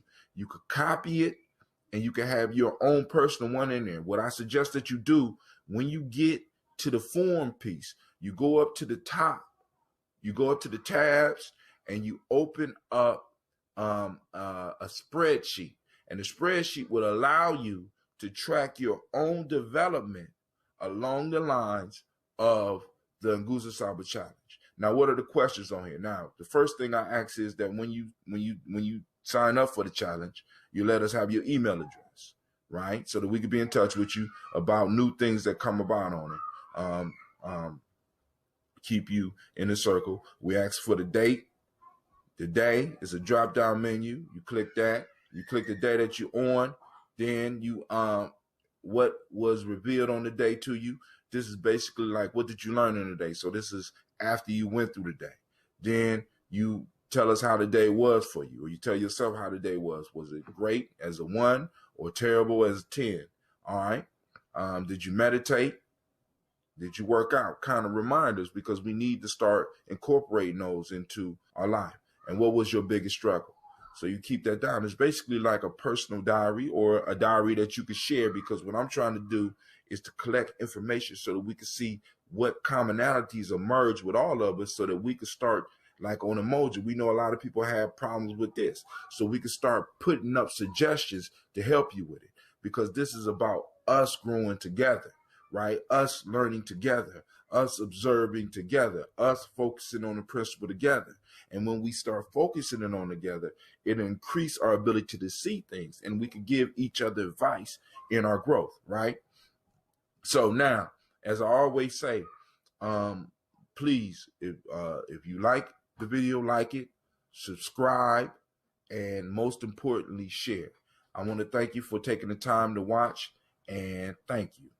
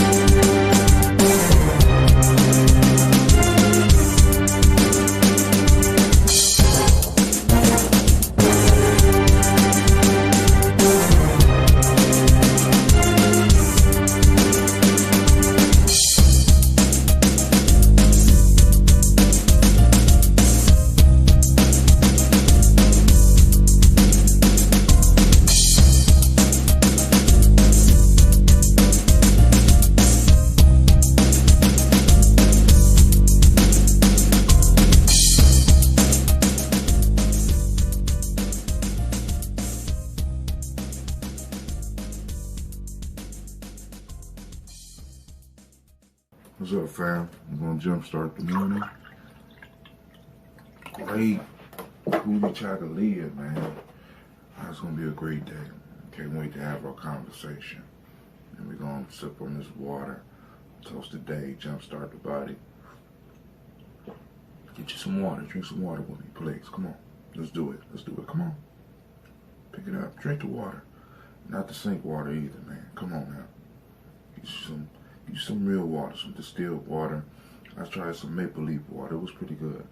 It was water though. Water's water. I ain't gonna say water's water, but you know what I mean. Drink.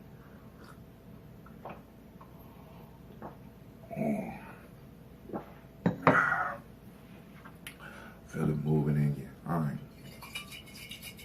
That's that gallon. That's that half gallon. Y'all saw me trying to, I was trying to slow down. I just couldn't do it.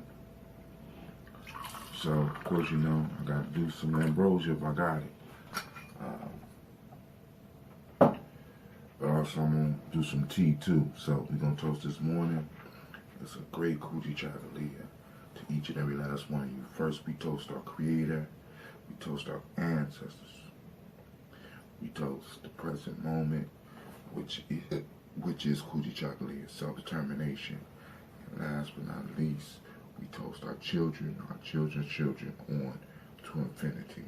Everything that we do, everything that we're building is for them.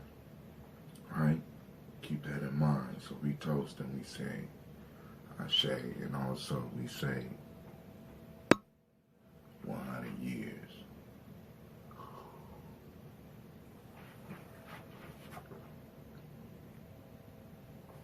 Alright, what you see here is green tea I'm gonna be using. I just want to make sure if it's strong enough, I'll let y'all know.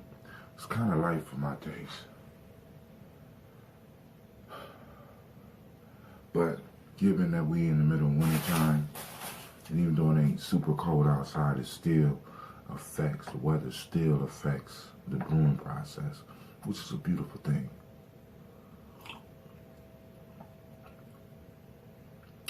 A little bit stronger, but alright. I'll give it to the night and we'll start the brewing process again. Y'all could join me for that so you can start catching little tips on how to do your stuff. Remember, those that's interested in doing some brewing, you in Columbus, you need a Scoby, you know what I'm saying? I got you. Let's work it out. Alright, so now today we talking about Gye-Nyame. So last week I always focus on Gye-Nyame. When I usually talk about it, I talk about my favorite part, the ability to define yourself for yourself. Also, we discussed last week on one of the shows that now science has proven the secret, what they call the secret, the ability to shape reality with your consciousness. But one of the things that I want to cover this week, and hopefully while y'all out there, y'all can help me hunt for it, because when we hunt as a tribe, it's easier for us to find what we're looking for. This is what this whole idea of me coming to you every day is about, right? It makes it easier for us to find what we're looking for when we're looking for it as a group, right? We find similarities, we share notes, you know what I'm saying? You can show me where you have experienced, and I can show you where I have experienced, and we combine our experience, and we're able to capture the prey a lot faster. Some of us, the prey is health. Some of us, the prey is prosperity. Some of us, the prey is happiness and joy. Some of us, the prey is peace of mind. Some of us, the prey is more wisdom, or more understanding, or more patience. But somebody in our small circle has the experience with that, and we can help other people get it, right? Because once we combine and form like Voltron, we're able to do it all, right? So the one thing I want to focus on today on self-determination is will, right? Determination, will, right? Being determined, right? Where is this showing up in nature? Where is it showing up in my children? Where is it showing up in me? Will. You know what I'm saying? Because it's the will that gets me up to do this. It's the will that gets me to meditate. Even when I'm tired, it's the will that gets some of y'all up and exercising. It's the will. So what triggers this, right? So let's explore this whole concept today in this day of self-determination, right? Let's get at the will beyond the determination, right? Because just like it moves us towards the bad, it can move us towards the good. I just read an article I'm gonna talk about on my show. Y'all know it's Gye-Nyame, so we got folk tales for grown folks tonight at 9 p.m. Y'all know, well, maybe you don't know, but there was a shooting in Miami at the Martin Luther King celebration. They just started shooting and shit. And sometimes it make you wonder, is this shit being staged? I mean, really? Have we become so divorced from our culture that we just don't give?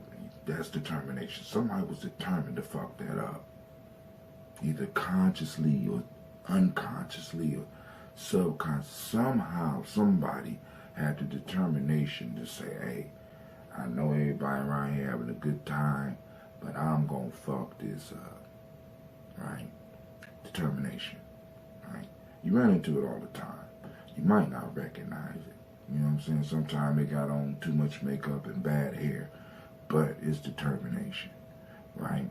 Other times, it's looking good.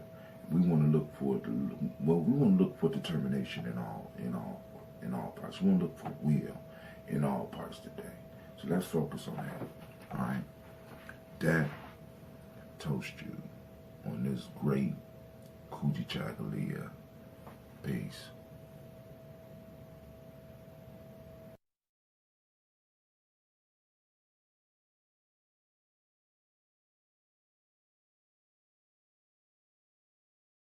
Are you ready for that morning journey? Stay tuned.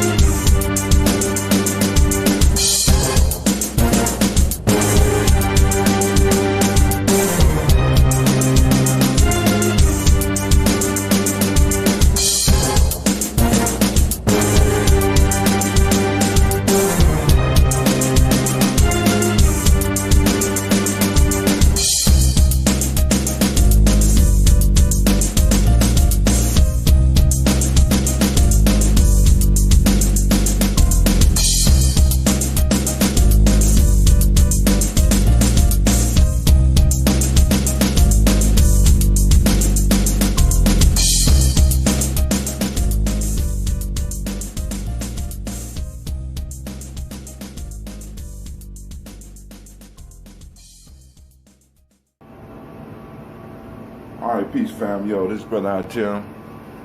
Y'all know who it is, right? Of course you know I'm down here ironing pants, because I ain't have enough time to iron all my pants. So I'm ironing my pants. For those young boys out there that don't know, this right here, right there, that's an ironing board with the burn marks on it to prove it. Here's an iron, right, that you use. Now, iron is an old-fashioned contraption that was designed to knock wrinkles out of clothes. It was around long before the dryer, right? And with it, you get a little bit more control, okay? So I'm thinking about doing a how-to video for some of you young folks out there on how to knock out some of the wrinkles without going to the dry cleaner, you know what I'm saying? Or throwing it in the dryer, because dryer is not really, the dryer is cool, you know what I'm saying? But don't give you the control that an iron does. But of course you know I ain't bring you back down here for the Iron Chronicles. Maybe that might be a show. But no, I'm down here in the morning, getting ready for my day. I want to make sure that the jeans is tight. You know, I usually don't wear jeans to work, but I'm wearing them today. I got them as a gift, so I'm wearing jeans probably all week. That's how many pairs of jeans I got, right? So I know from some of y'all that's not a lot, but for me, dude, I don't even buy clothes, right? I'm investing in experimenting with the ambrosia and stuff like that. So that's how I go down for me. But listen, I wanted to talk with you a little bit more about this whole piece on self-determination. First, I want to invite you to the show on Gye-Nyame, all Gye-Nyame at 9 p.m. Right? That's the second day of the week. Y'all know what it is. Those that who have not entered the intergalactic translator yet, that's Tuesday. All right, Gye-Nyame, that Tuesday. All right, Gye-Nyame, right? Now, on Gye-Nyame at 9 p.m. we do Folktale for Grown Folks. Tonight's story, right? As usual. I know y'all used to me saying, but this one is a life changer, right? Because it will help you look at how America has been dealing with African Americans forever. Simple.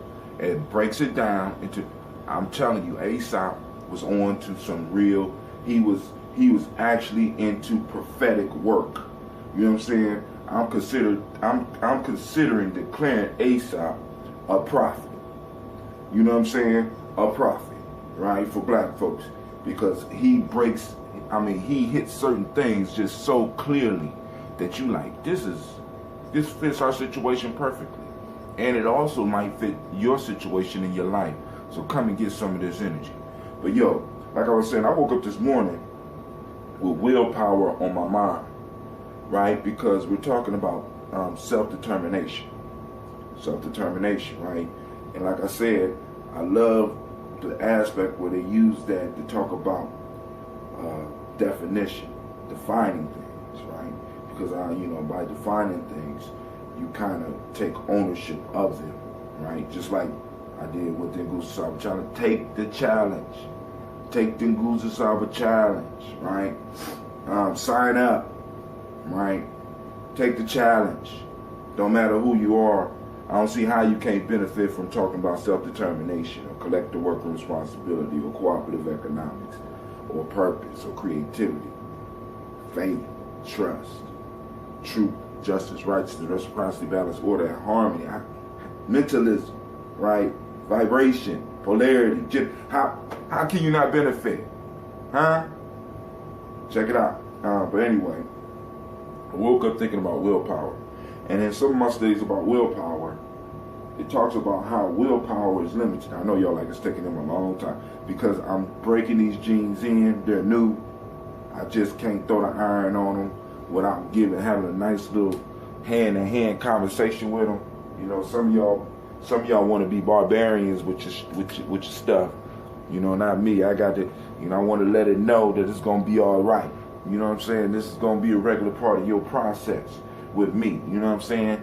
So you got to kind of calm them down so that the material lasts, right? Well, anyway, willpower is limited. I know a lot of y'all don't want to hear that, right? So, the fact of the matter is, studies have been shown that willpower is very limited. So, today we're going to be exploring the will aspect of determination, right? Because you be determined to do something, but not have the willpower to do it. And one of the reasons you don't have the willpower to do it is because the willpower has basically a time limit. It's like a muscle. Matter of fact, it wears out just like you, right? So it's like a lot of your major decisions, a lot of things that you need to do to use your willpower effectively, you need to do those things early in the morning, right? Because like once you get to work, you got to use a lot of your willpower, right? A lot of us is using up our willpower on little petty things when we need to go and handle our major stuff early in the day, okay? So when it comes to self-determination, right, sometimes just having the determination to do it is not enough. You need to go on and stack the deck so that you can be successful with it. All right. So, yo, that's just one of those morning journey tips, right? So, like for example, the workouts, the meditation and stuff. Some of this stuff, if you got a trying job or a job where you got to use a lot of willpower, not to cut somebody out, not to yell, you know what I'm saying? All that, you would be best for you to set up all of the challenging things that you have to do early in the morning for you, the challenging things for you, because you're going to be using your willpower all day. So try to get that stuff done first thing when you get up, when you energize and stuff like that, because willpower does run out. But I'm assuming, now I don't know yet, I gotta do some more study on it, but I'm assuming willpower is like a muscle. The more you use it, the stronger it becomes, right? We'll see. Now, what I'm noticing now also, I want to talk a little bit about the warrior diet, where I eat after 5, right? I'm eating after 5.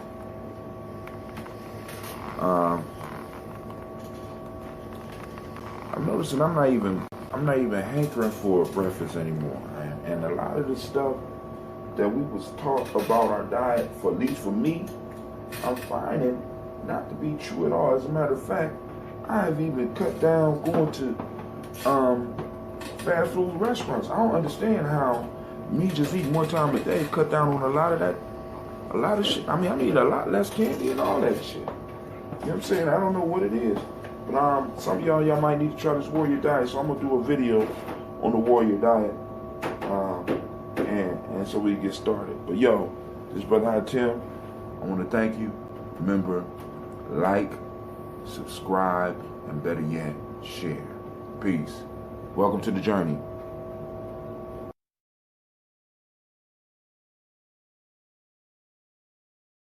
Alright, peace fam. Yo, man, I'm riding in the car with my kids listening to the news, man. And I'm listening to them talk about Donald Trump. Donald Trump says he's going to be the greatest job-producing president ever. Why does Donald Trump sound like a scared fighter? You know what I'm saying? I mean, it's like he hypes himself up so much. And it's just, the fact of the matter is that we know that when you got the skills, you ain't got to brag about it. You just get in there and you can do it. Now, I understand if you're coming from an Ali perspective, right? But when Ali did most of the talking, he was the underdog. Now, he did do some bantering and stuff, but he mostly did it when he was the underdog. Now, does Trump think that he's the underdog? I'm just trying to figure out what angle he coming up with this. Because, and then also, I'm trying to wonder where he gonna get all these jobs he talking about creating. Where they gonna come from? Manufacturing, I'm sorry to say to a lot of y'all, but manufacturing has went the way of the dope dog. You know what I'm saying? It's, you know what I'm saying? We got machines that not only could print, that not only print on paper, but they print paper. They print, they had ability to print houses, car parts. You know what I'm saying? Why would we want to go back to manufacturing? We need to be looking at new areas in which to help somebody do work. You know what I'm saying? I mean, we got automatic cars. You know what I'm saying? How is a businessman going to tell me that he's going to convince the business community to switch back to human beings when moving towards machine will save them money? Machines don't take days off. Machines don't get sick. Machines don't call off because they had a long and partying hard weekend. You know what I'm saying? So why would a company want to move back to manufacturing? And then why would they want to move to manufacturing where they got to pay somebody $15 an hour when they go somewhere and pay somebody below $5 an hour in another country? Help me understand. Maybe somebody out there know. This brother Tim, I'm out. Peace. Greater Gina, fam. We're going to do the morning toast this morning, so stick around.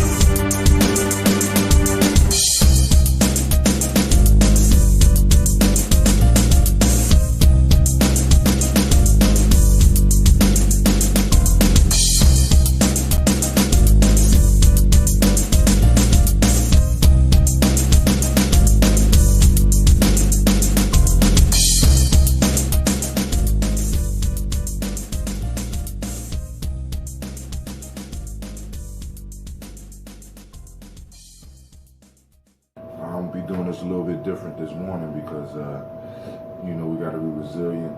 We got to be able to adjust. Things happen, so I got to come down the basement right away rather than starting off in the kitchen. This morning I experimented with some oil letting. Right? I wanted to see how it works. My uncle was kind of bothering me. So let me try something. So I tried the oil letting. So I'll let y'all know how that piece goes. Alright? But today is Gye-Nyame.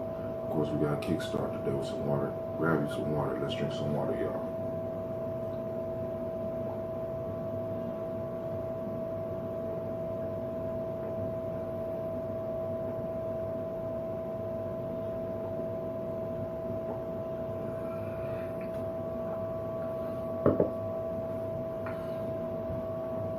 Of course, I got a little bit of ambrosia. I had to snatch it, but this is funny because it's kind of hot. You know what I'm saying? I mean, I'm literally hot. So, I'm going to drink this. This is to our creator, or whatever name you choose to call him. This is for our ancestors. You know, you can name them for yourself. This is for this present moment, which is Gye-Nyame. This is for our children, on to infinity. May we get a deeper understanding of collective work and responsibility. May we use this principle in our community, and may we master it in our life. As we say in the journey, Ashe, 100 years.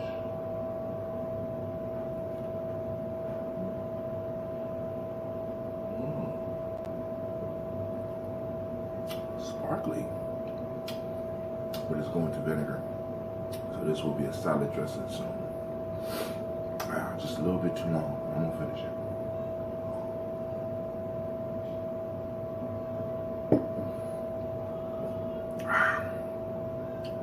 We'll be back.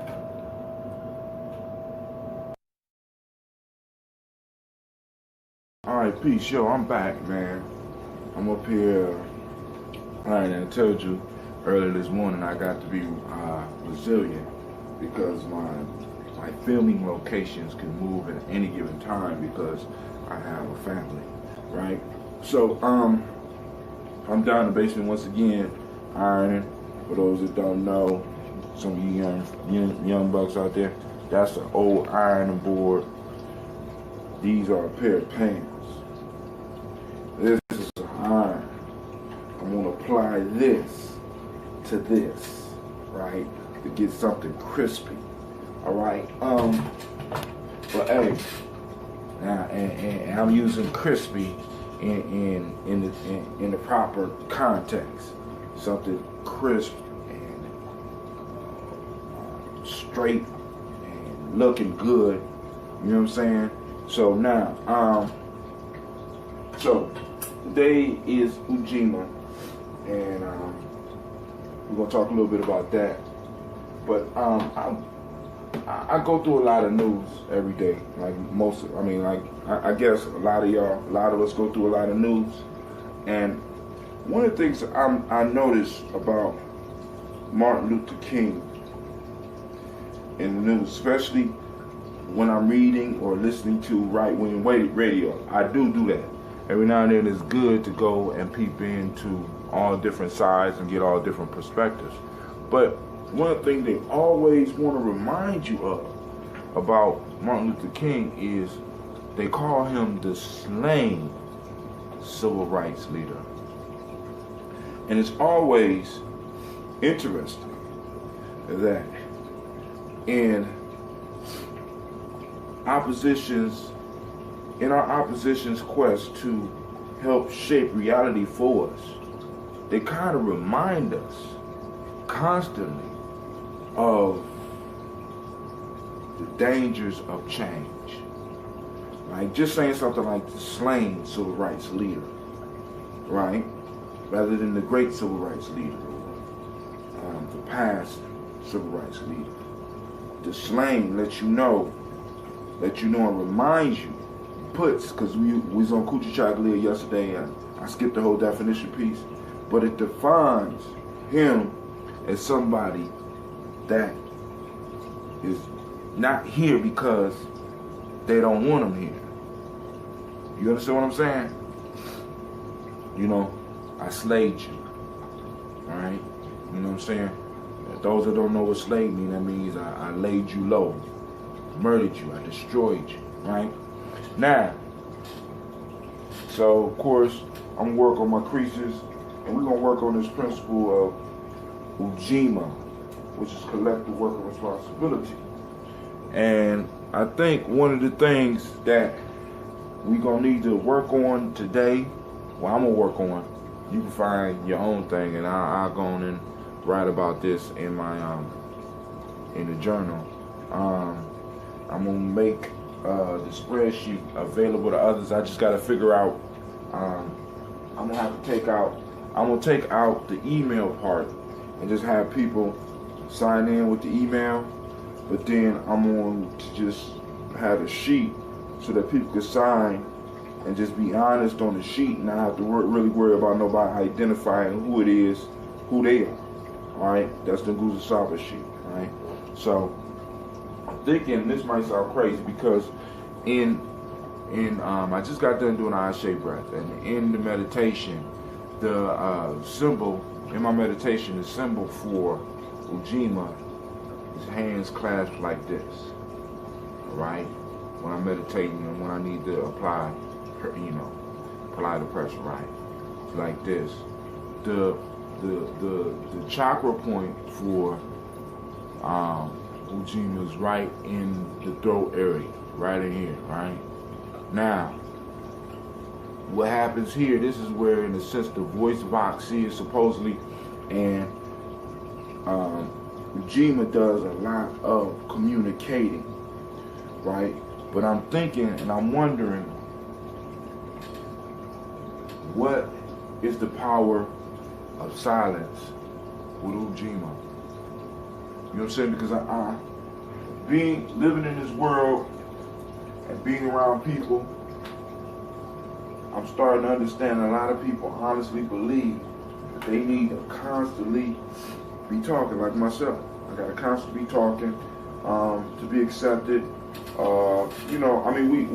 We constantly communicate. We're constantly doing things. We have been trained since childhood to constantly stay busy. If you're not busy, something's wrong with you. If you're not talking to somebody, something's wrong with you. So we got a lot of people who do not understand the value of silence. Right? It's within silence that we are able to establish some very powerful true relationships and friendships. You know what I'm saying? Do you have a friend in your life? Have you been blessed with a friend where, after initial conversation and stuff, y'all can just chill in each other's company? Right? Don't have to be no certain conversation. You're not even uncomfortable.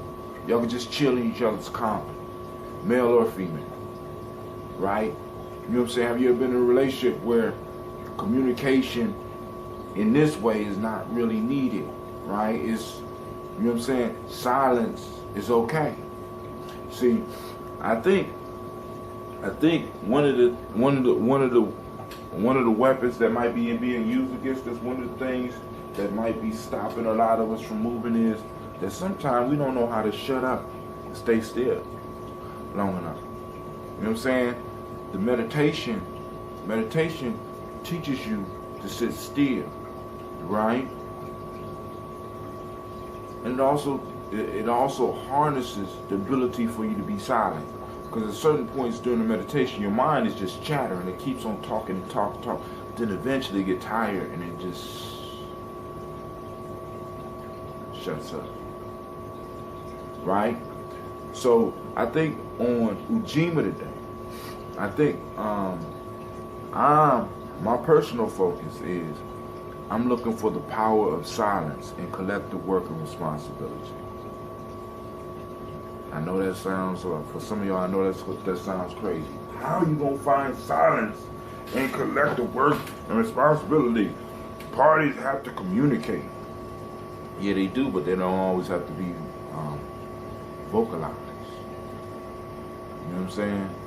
we don't always have to vocalize. You know what I'm saying? I'm looking for that silence, and I'm looking for that stillness in collective work and responsibility in Ujima. So, as usual, as the old man puts the iron on the cloth, I wish you a great Ujima, right? Collective work and responsibility. Collective work and responsibility. I wish you a great Ujima. I see you at the end of the day. I think I might do a Thai video. It's Ujima, so y'all know that tonight we will be doing tribal quotes. So I will see you later. Yo, and get those creases together. You know what I'm saying? Pull out the iron. You know what I'm saying? So, you know, this is Big Brother Hot Tim, right? And I'm out.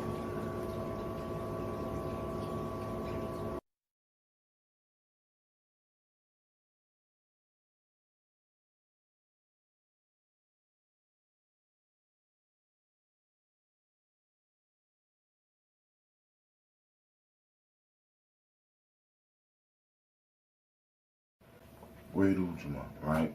We about to do our morning toast, but also I'm gonna be a little delayed because I'm working on some oil and I'll let you know how that's going too. But we will be back to talk about Ujima. Stay tuned.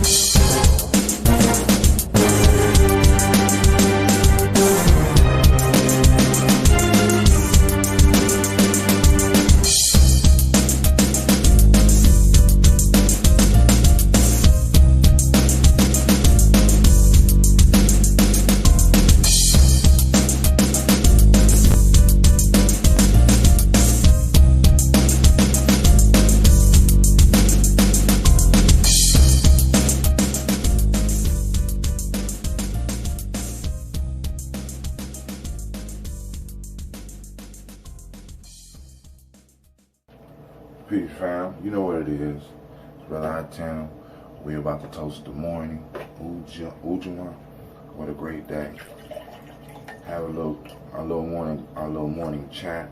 But first, you need to get you some water. Now, I just started oil and I started it yesterday. Felt some pains in the back of my jaws. And I read about oil a while ago, so I decided to give it a try.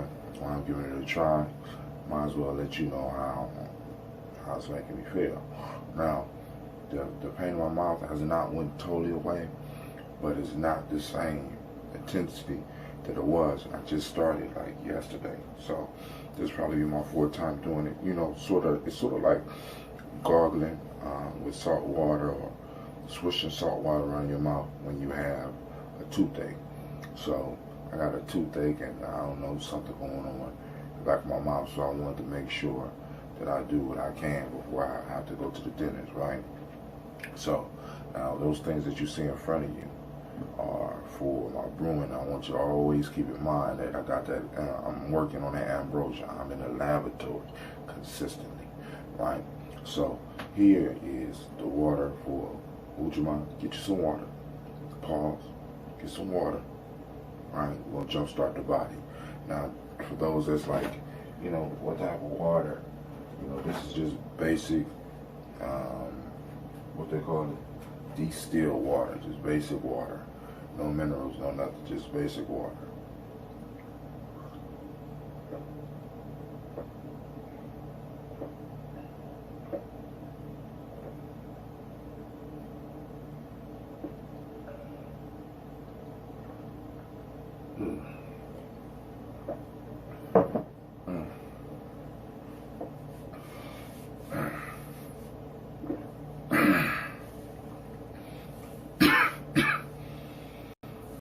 You allow that to get in your body, get things jump started, right? So, don't have total ambrosia. I got just a little bit of ambrosia in this. And some green tea, because I got some green tea left. We did too much green tea. So I'm going out to get some honey today, right? But hey, here's to you. First off to our ancestors. No, first off to our Creator, by whatever name you choose to call that Creator.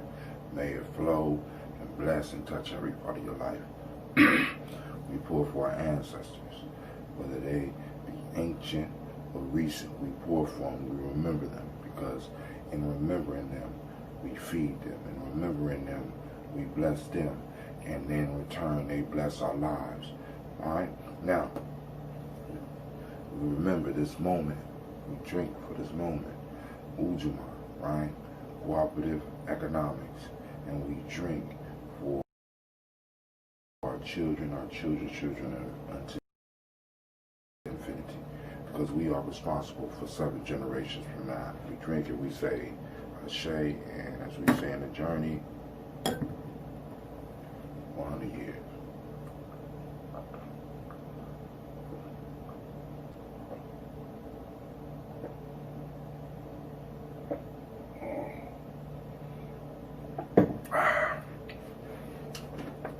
Before I hit the iron board, I just want some of the things that I think that I'm focusing on Ujamaa today is I'm looking for the resources, because you know Ujamaa, cooperative economics is the flow, control the resources, being able to predict what the resources is going to do, economics.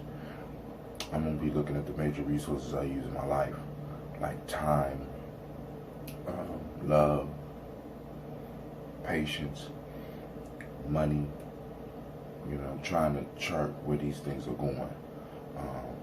Looking for the resource part, because I have to master the resource part of my life so that I can move to the next level, right? Cooperative economics, right?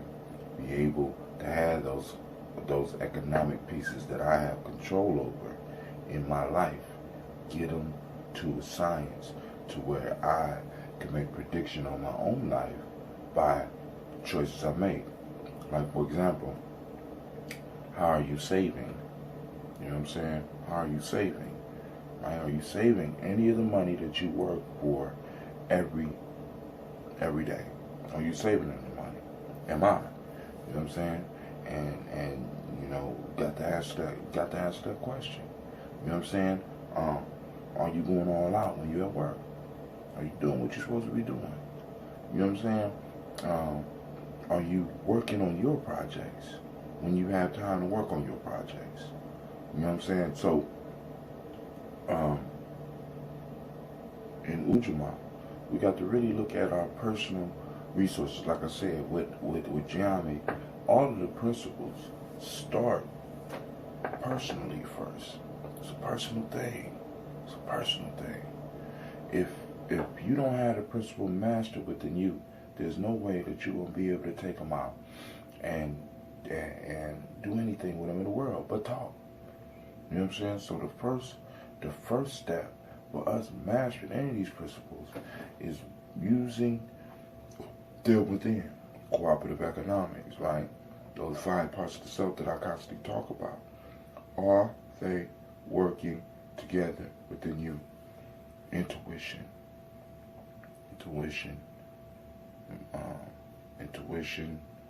mental, emotional, spiritual, and physical. All these 5 things working as one in you, right? Start harnessing your resources. Stop wasting your life force. That's another resource, your life force. You know what I'm saying?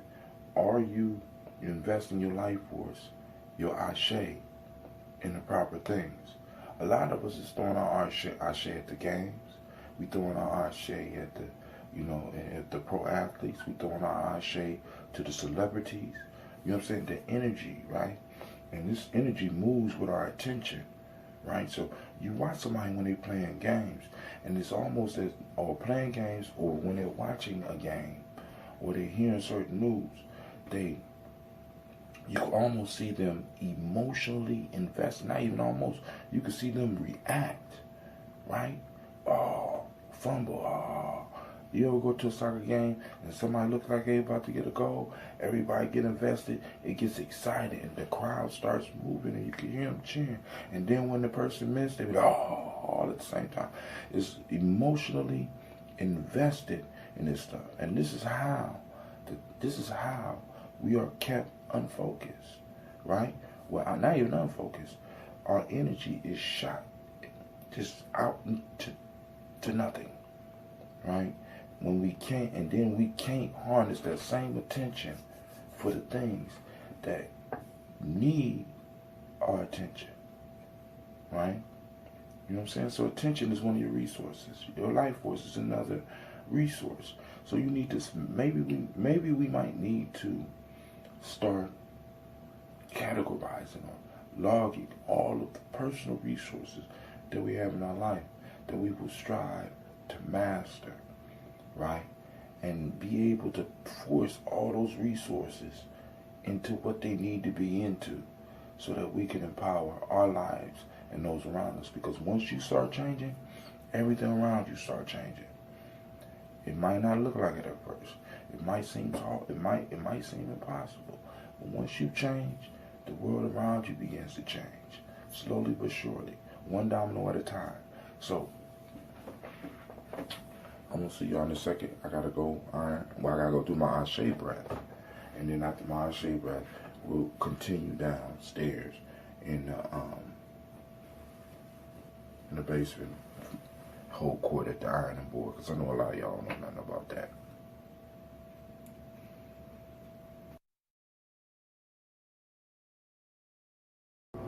Peace. I am Brother Hot Tim. These are my jeans, and this is an iron for you little lazy people who might not know what it is. Alright, but now we're going to go and continue our talk on Ujamaa. It's a great Ujamaa day. I finished my meditation. I finished my oil letting. My mouth feel a little bit better. I'm not bull. You know what I'm saying? I mean, it's still there, but it's not like it was before. But hey, let's talk a little bit more about Ujamaa so we get done, right? Because I don't like holding y'all up for too long, because I know y'all got busy lives. Y'all got stuff to do. Just like, we got to get out in the hustle. You know what I'm saying? Hustle never stops, right? Even though sometimes we do. Sit quietly, right? The thing that I wanted to hit on while I was meditating, you know what I'm saying? Because we had already started talking about the resources and logging the resources and learning to control the resources. And one of the things I definitely want to talk with you about as those of you that's on the journey, we have to start setting up morning routines. You know what I'm saying? Those of you that don't have, well, let's just say routines, right? Some type of routine, because some people aren't morning people, so I'm not going to say you need to set up a morning routine. But what I'm going to need to say is you need to set up a routine. You know what I'm saying? It's a pattern, a ritual that you do every day in some form or fashion. You know what I'm saying? You might not even have to carry the whole ritual out every day. But this is one way to kind of harness some of the resources in your life and use them for what it is that you need them to be used for. Because listen, whether you know it or not, your resources like your time and your Ashe and your focus and your attention and your love and your passion are all being harnessed by others in this big collective gathering that's being turned around and used on you, right? The media is all about keeping your attention, right? It's all about keeping you hooked in, right? So what you need to begin to work on is setting up your own routines that you get hooked up in. You know what I'm saying? And join me on the journey. You know what I'm saying? Because I help you with that.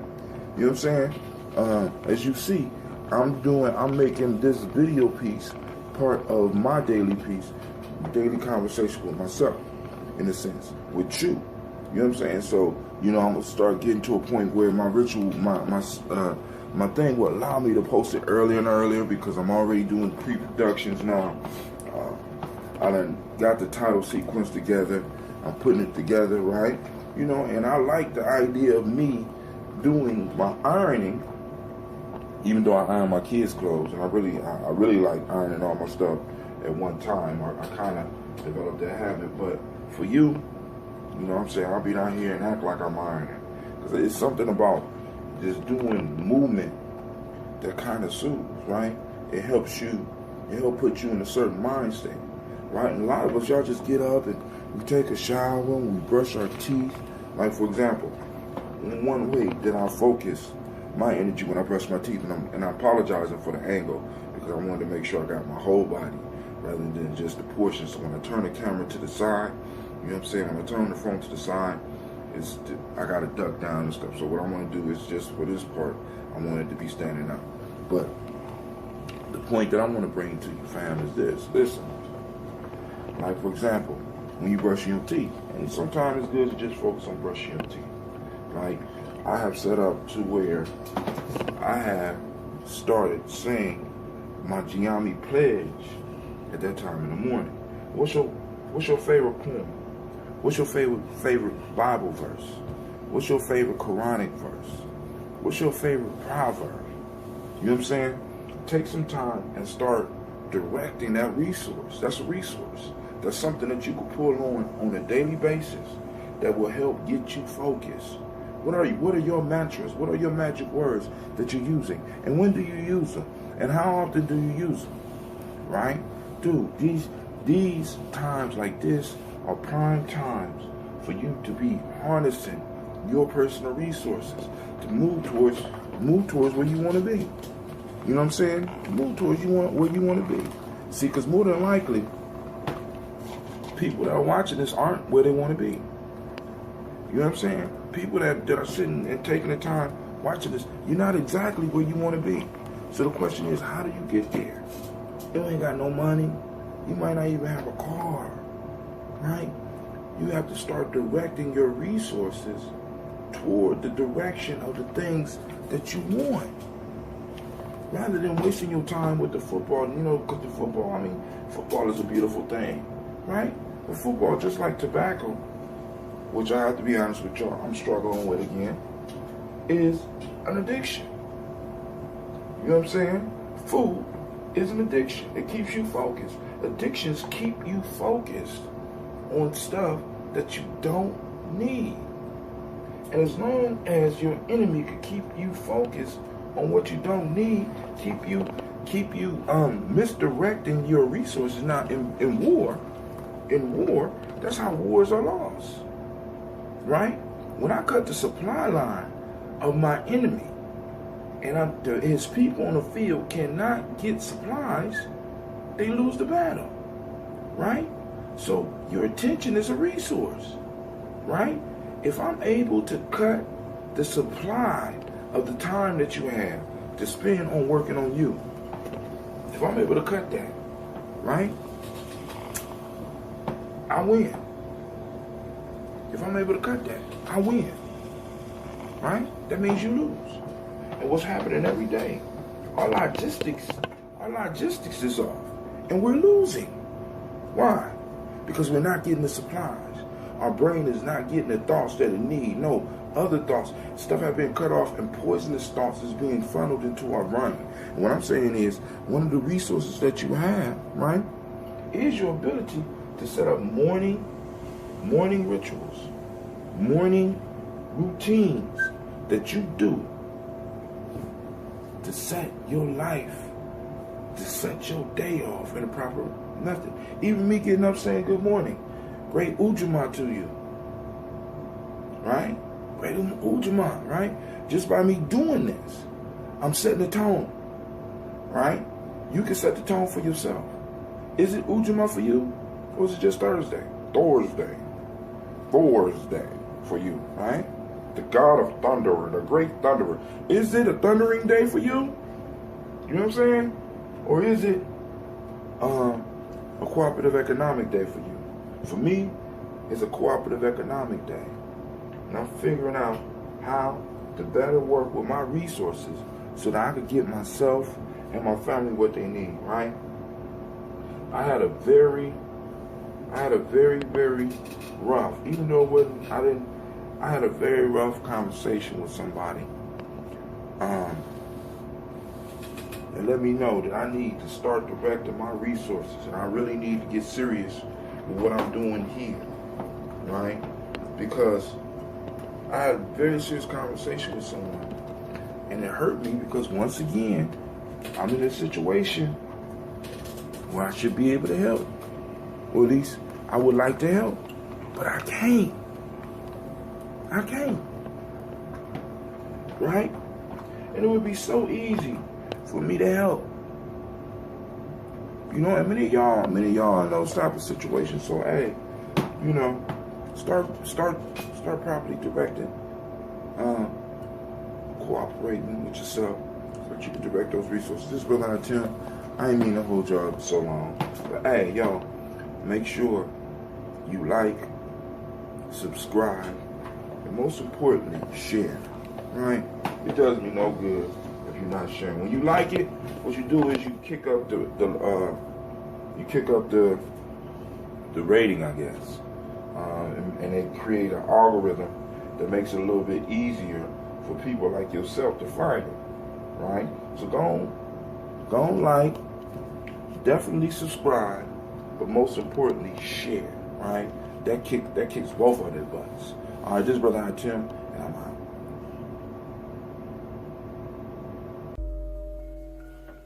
Yo, peace. Yo, thank you for checking out the video. All right, now I need you to subscribe, and that should be popping up right about here, right on your right hand side, your right hand, not my right hand side. And I also got a video for you right about here, right? Something that's good for you. Now, those that are interested in want more information about Gye-Nyame Journey, if you go right about there, yeah, click that right there. That'll take you to our website. And with that, I'm saying peace. Remember, like, subscribe, and most importantly, share. Peace. It's Gye-Nyame Journey and Brother Tim. I'm out. Here's a culmination of what I've been thinking about during the week while listening to the news. Welcome to the journey.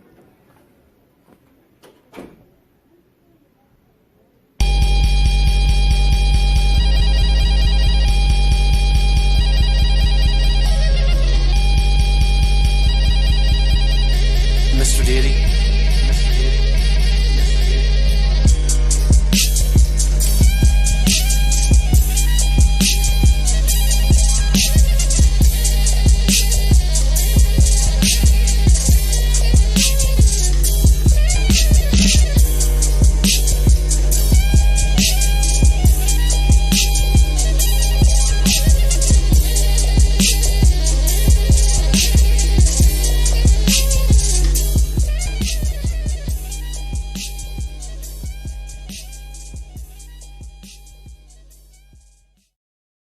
Exactly, that's right. All right, peace. I got a question. I'm listening to this thing about Manning, right? This whole Obama letting her out of jail, and I just got to ask the question: how does a private come across 100,000 classified documents?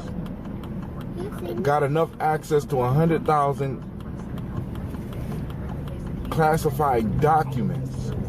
Super secret, sensitive stuff. A private is somebody who's been in the military less than 2 years. I mean, if you still a private, they didn't even say private first. Did they even say private first class? Right? This private had access to all this stuff. Did a gender transition, and during the gender transition was passing, I guess, information to Julian Assange. Nobody has asked the question, what is So if the private was doing it, how did the private get access to this information? What about the sergeant that was over her? No, I mean, am I the only one that remember the chain of command in the military? There's a chain of command there. So you got 100,000 documents and the only person that's in jail is the private at the bottom? Wow.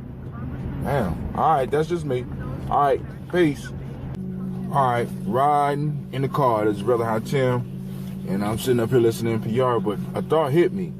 I'll be looking for examples during the day for today. For example, it's Ujamaa today.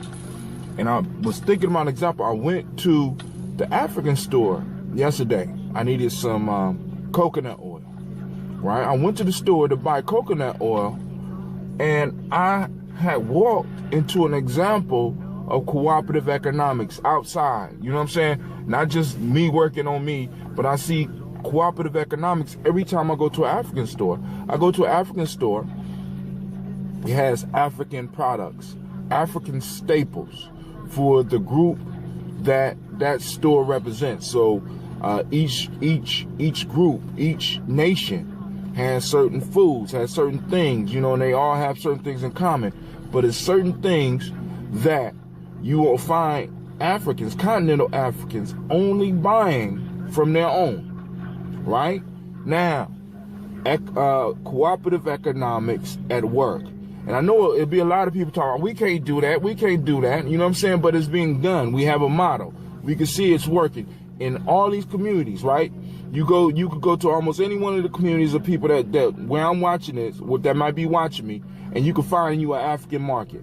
I want you to go to the African market. I want you to stand around. I want you to survey how many other people come up in there. How many West Asians come up in there? How many African Americans come up there? The business is mainly supported by its people. And the store sells a lot of staples. What are staples? Staples are products that, in a sense, secure a culture. That's why it's called a staple. It holds a culture together, right? So we need to formulate the idea of what are our staples, right? And then we need to start finding out how to get them, right? Coconut oil. Like, why did I need coconut oil? First off, I had toothache or something. I wanted to oil that, but also I use it for my skin, and I also take it because it's real good for the body. You know, since I'm not a meat eater, it provides me with some healthy fats. So I use it. And the point that I'm saying is certain staples that once we start establishing them, and only buy them from us, then we'll start moving towards growth. We'll start moving towards independence, right? So, yo, this is Brother High Tim, and this is one of those journey moments. You know what I'm saying? I was just driving. I'm thinking about. I'm listening to NPR. But go to an African market. See what I'm talking about, right? The people that's working there are from the country that it represents. You know what I'm saying? The people that own it are from the country that it represents. They import all their own stuff. They import their own, and the majority of the customers are people that belong to their community. All right? Peace. Peace out. Bye-bye. It's the beginning of the day. So the word of the day is Nia. You know, purpose. And today we're going to focus on looking for the purpose of stuff, asking those quality questions that improve our life. I often wonder, oftentimes, being a nation builder or a tribe builder or whatever, what's the purpose of certain things? And as I was riding, because I know a lot of people are upset about what today is. For those that don't know, it's Inauguration Day. Trump will be sworn in as the President of the United States. And I know a lot of people are looking at this morning in two different ways. You have the morning where the sun rises and you're ready to face the day, and you got morning where people are crying and gnashing their teeth. One of the things that I think people really need to start getting in and starting today is one, like I say, with this Nguza Saba Challenge. Start looking at why you exist. What's your purpose? Because when you are on purpose, it don't matter who's in the office. You know what I'm saying? When you on purpose, it doesn't matter how much money you got in your pocket. When you are on purpose, it doesn't matter, right? But today I'm gonna be looking for the purpose of certain things. Like, as I was driving here, I was thinking, I keep on hearing about the police. What is the purpose of the police? What's the purpose of school? What's the purpose of government? You know what I'm saying? We need to start asking quality questions so that we can start getting quality responses from the universe. So, yo, this is Brother Hatem, and this is one of those moments on the journey where we have the luxury of being able to ask those questions. And it's a beautiful thing that we have this luxury, right? I hope that you are using the luxury to your advantage. Brother Hatem, you have a great day. I'll check in with y'all later on. Thank you for watching the video. I want you to subscribe. Click the bird right there, the fiery bird. And I also have a special video just for you, right there. And for those that want more information about Gye-Nyame Journey, go to our site. It should be right about there. Peace.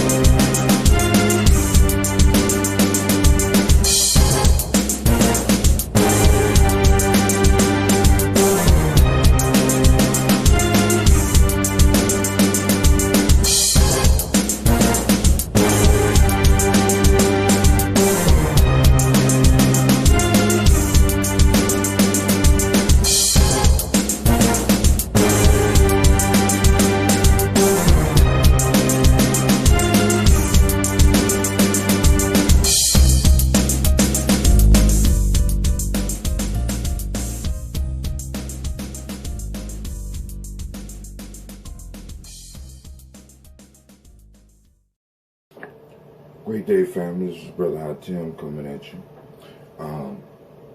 This morning, of course, you know, we got the toast today. Today is Nia, the day of purpose. We're going to start the day off. You know, we jump off with that water. Get that water. Get your water. Let's toast. Great day. Great Nia. And here's a toast to the great you. And, of course, we toast in purpose, right?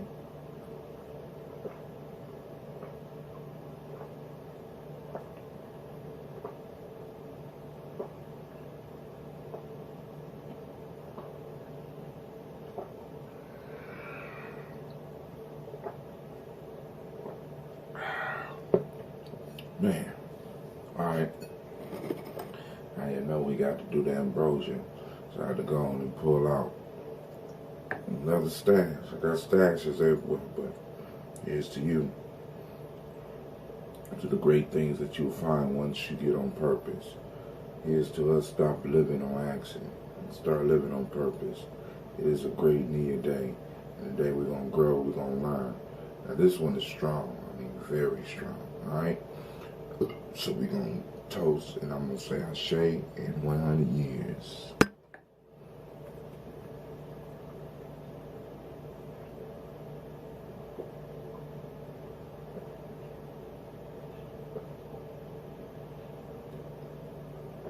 All right. This morning, I'm also going to do some oil letting. I'm going to let you know how that's going. You know, I'm a how-to and a hack, so I want to try different things. I want to see how this oil letting thing works. So I'll let you know how it goes. Peace. See you in a minute.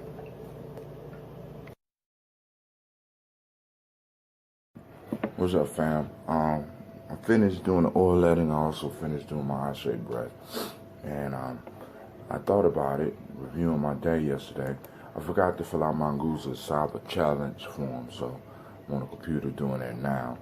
I'm gonna finish that, and then we're gonna go to the board. We gotta have a board meeting, right? We're gonna go to the board, so just hold on. Hear you, we call this board meeting into session. Hear you, we call this board meeting into session. Yo, peace, yo, this brother Hatim. Y'all know what it is, right? So now, I worked with the Ashe Breath. I did the oil letting, and the oil letting was all right. You know what I'm saying? It was all right. That's what I can say. This is my third time doing it. I had some problems with my mouth. I'm like, well, let me try this, because I have heard people personally talk about how it worked for them and how it cleared up mouth ailments for them. So I'm gonna experiment with it so that you don't necessarily have to. You can find out if it works through Brother Hatim, and if it works, go on and use it. You know what I'm saying? Now, so we're calling this board meeting because, of course, the day is near. Day of purpose, right? And I'm down in my basement. It rained last night in Columbus. And in my basement, there's a certain area that floods when it rains. And it floods and it drips down to a drain. And when I walked down the basement, it reminded me of a certain point in time in my life where I had hit on some hard times. One of the greatest families that I know of, Shemsus, allowed me to come and stay with them in their basement until I got back on my feet. Things went real. You know how they say, stuff goes south real quick. And in that basement, when it rained, just like my basement, it would flood, so I have to get up and move all my stuff. So whenever I come into my basement now, and I think about where I was, right? Because I can't say I was homeless. You know what I'm saying? Because through the grace of my extended family, I was never homeless. I could have actually went home possibly to my mom's house, but my mom has strict rules, and she's a Leo, and I couldn't survive under that tyranny as a grown man. You know what I'm saying? I love my mom, but hey, I couldn't do it, right? You know what I'm saying? But I was down in the basement, and in that basement, I had to identify what I wanted to do to get out of that basement, right?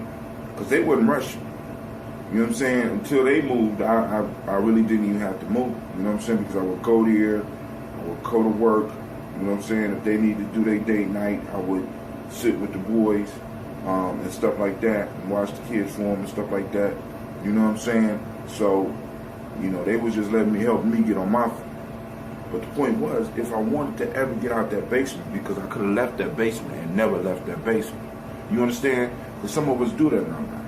We get in a bad position, and even though the situation, right, change, our mind remains the same, right?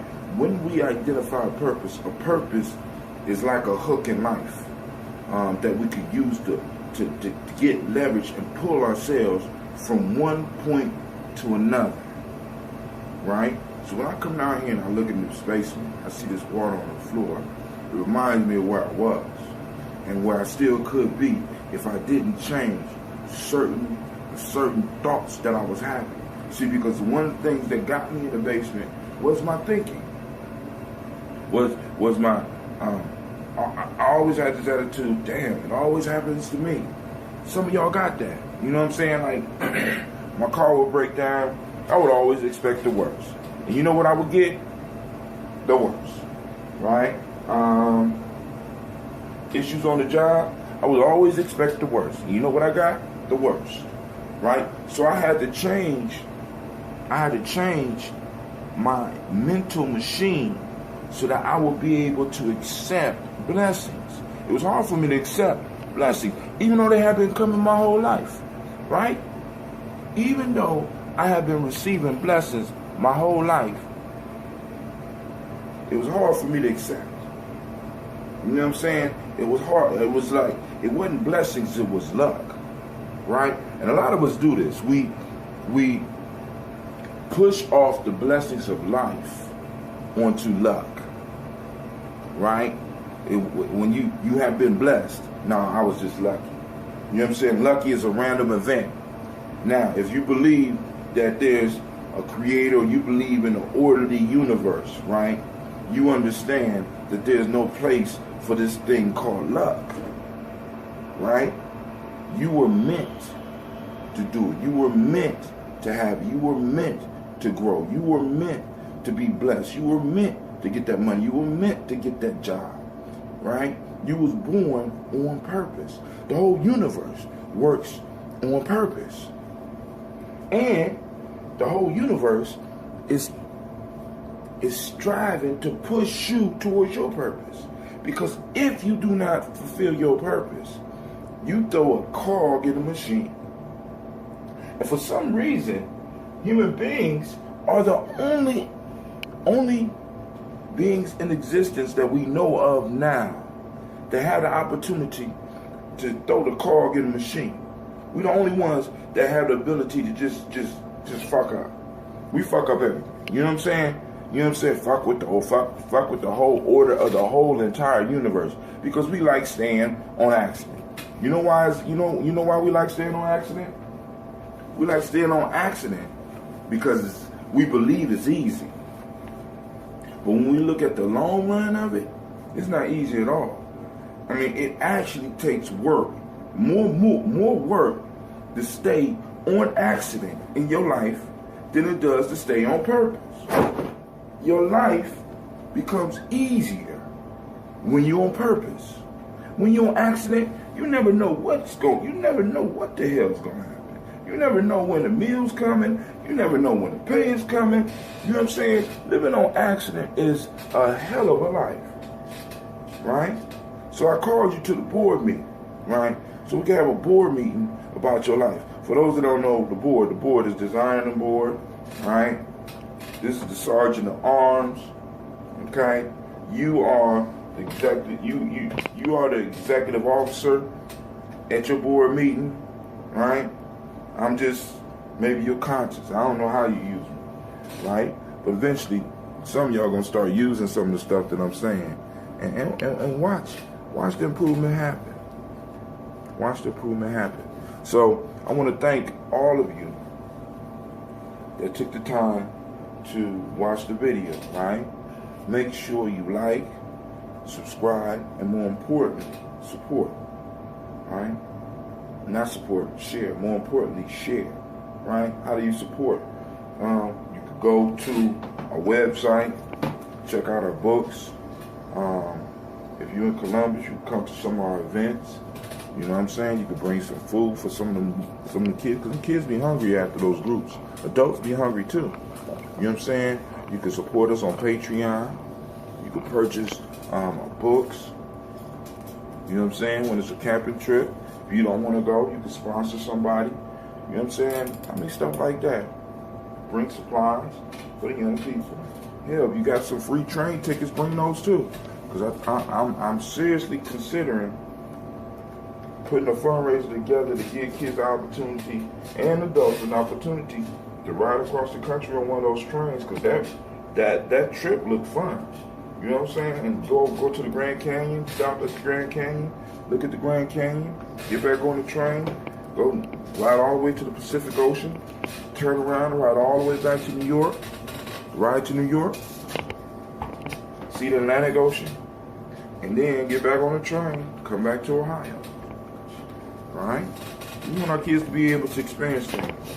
We want our young people around us, right? So, hey, like, subscribe, and more importantly, share. Because when you share, you know what I'm saying? That's when we start growing. All right, this is Brother Tim, and I am out. Thank you for watching the video. I want you to subscribe. Click the bird right there, the fiery bird. And I also have a special video just for you, right there. And for those that want more information about Gye-Nyame Journey, go to our site. It should be right about there.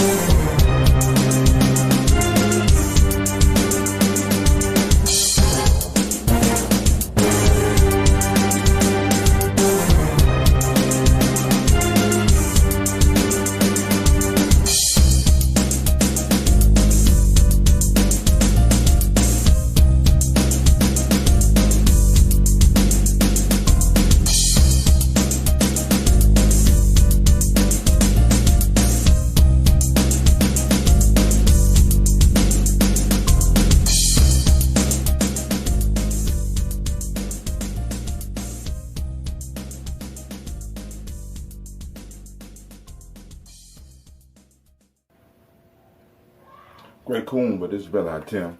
Of course you know that, right? Kahumba Day. And man, my mind is running. I'm waking up kind of late, y'all see.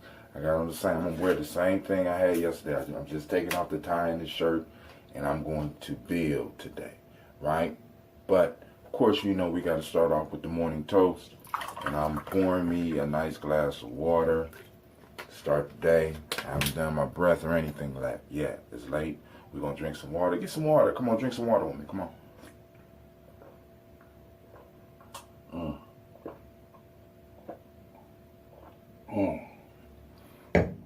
I was up bottling last night, watching some Ric Flair videos. Yeah, you know, I like Ric Flair. And found a connection between Ric Flair and our new president, Donald Trump. And this right here is one of the bottles from last night. Now, this one is going to be a potent one, right? Because it blew, this batch blew up one of these bottles, and it's hard to blow up one of these bottles, okay? So it ain't pop because I just basically closed it because I couldn't keep it sealed because it was so powerful that it blew the top off. So I'm going to go and pour some.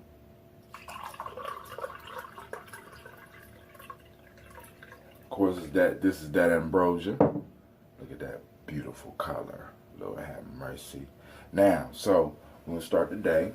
I'm gonna take a sip. I still got to do my oil letting, so I'll be back.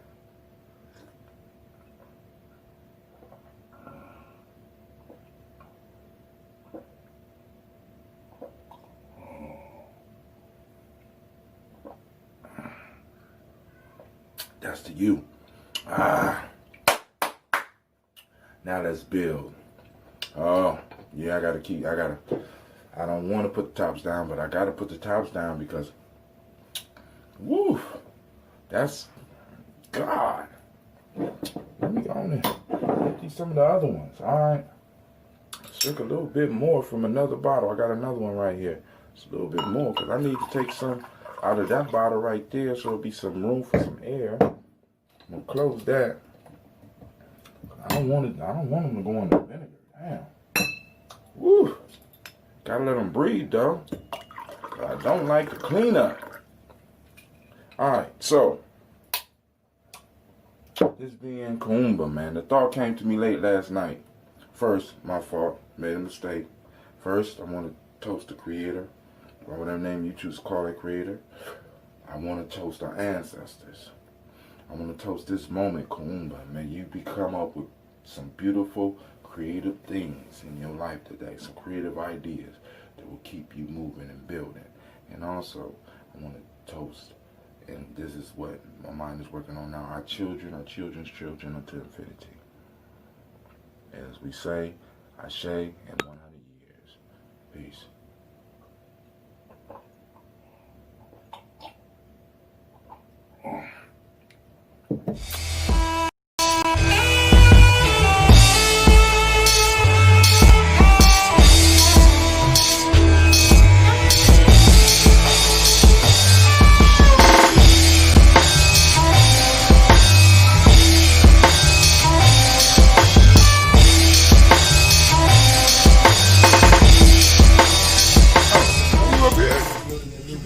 Quick question too. It can be on the record, off the record. It can be on the record. I heard Bob Johnson said he's talking to the higher powers, I guess the government, about our reparations. I guess the numbers that they come up with were about 3. His name is Saul, here in Ngozi, Northern Light Shopping Center. You want more than just a nice cut? Good conversation, good vibe, good music. Come see me at 3512 Cleveland Avenue.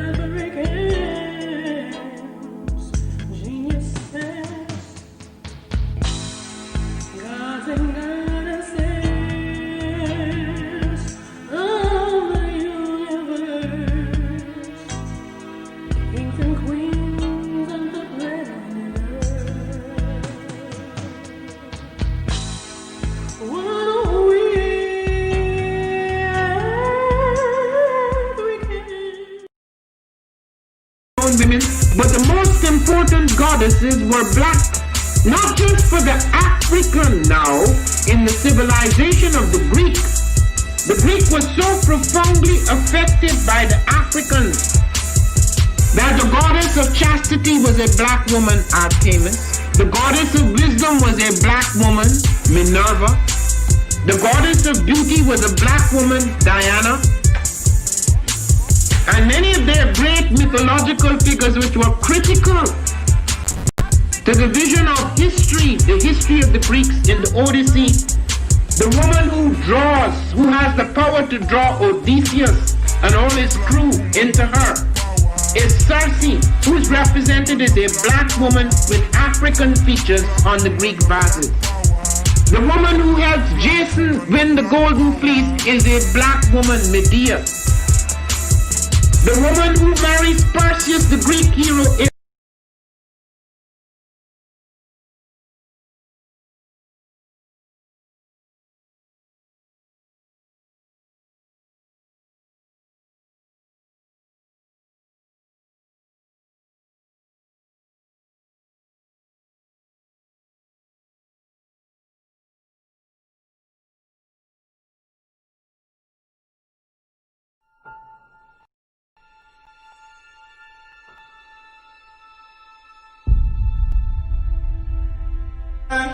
to have melanin embedded in our skin is a gift.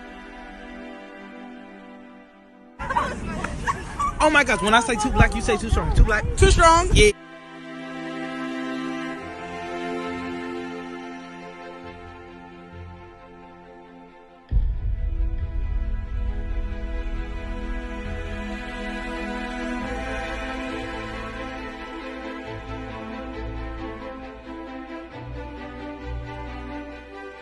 We were born to be great.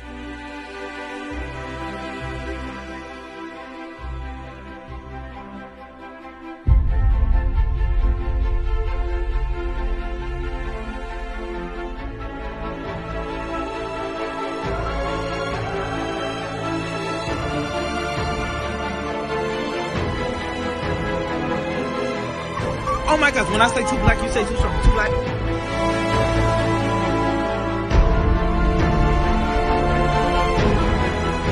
You were born to be great.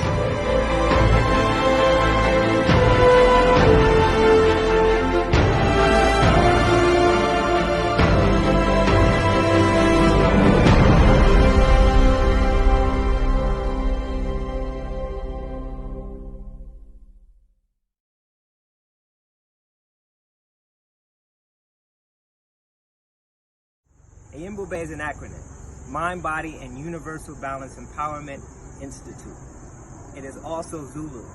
It means lion, of course. With that, we're working with resiliency. We're working with trauma-informed care. With all of the mind-body connections that we need to not only address so many of our ills, but also to heal from them.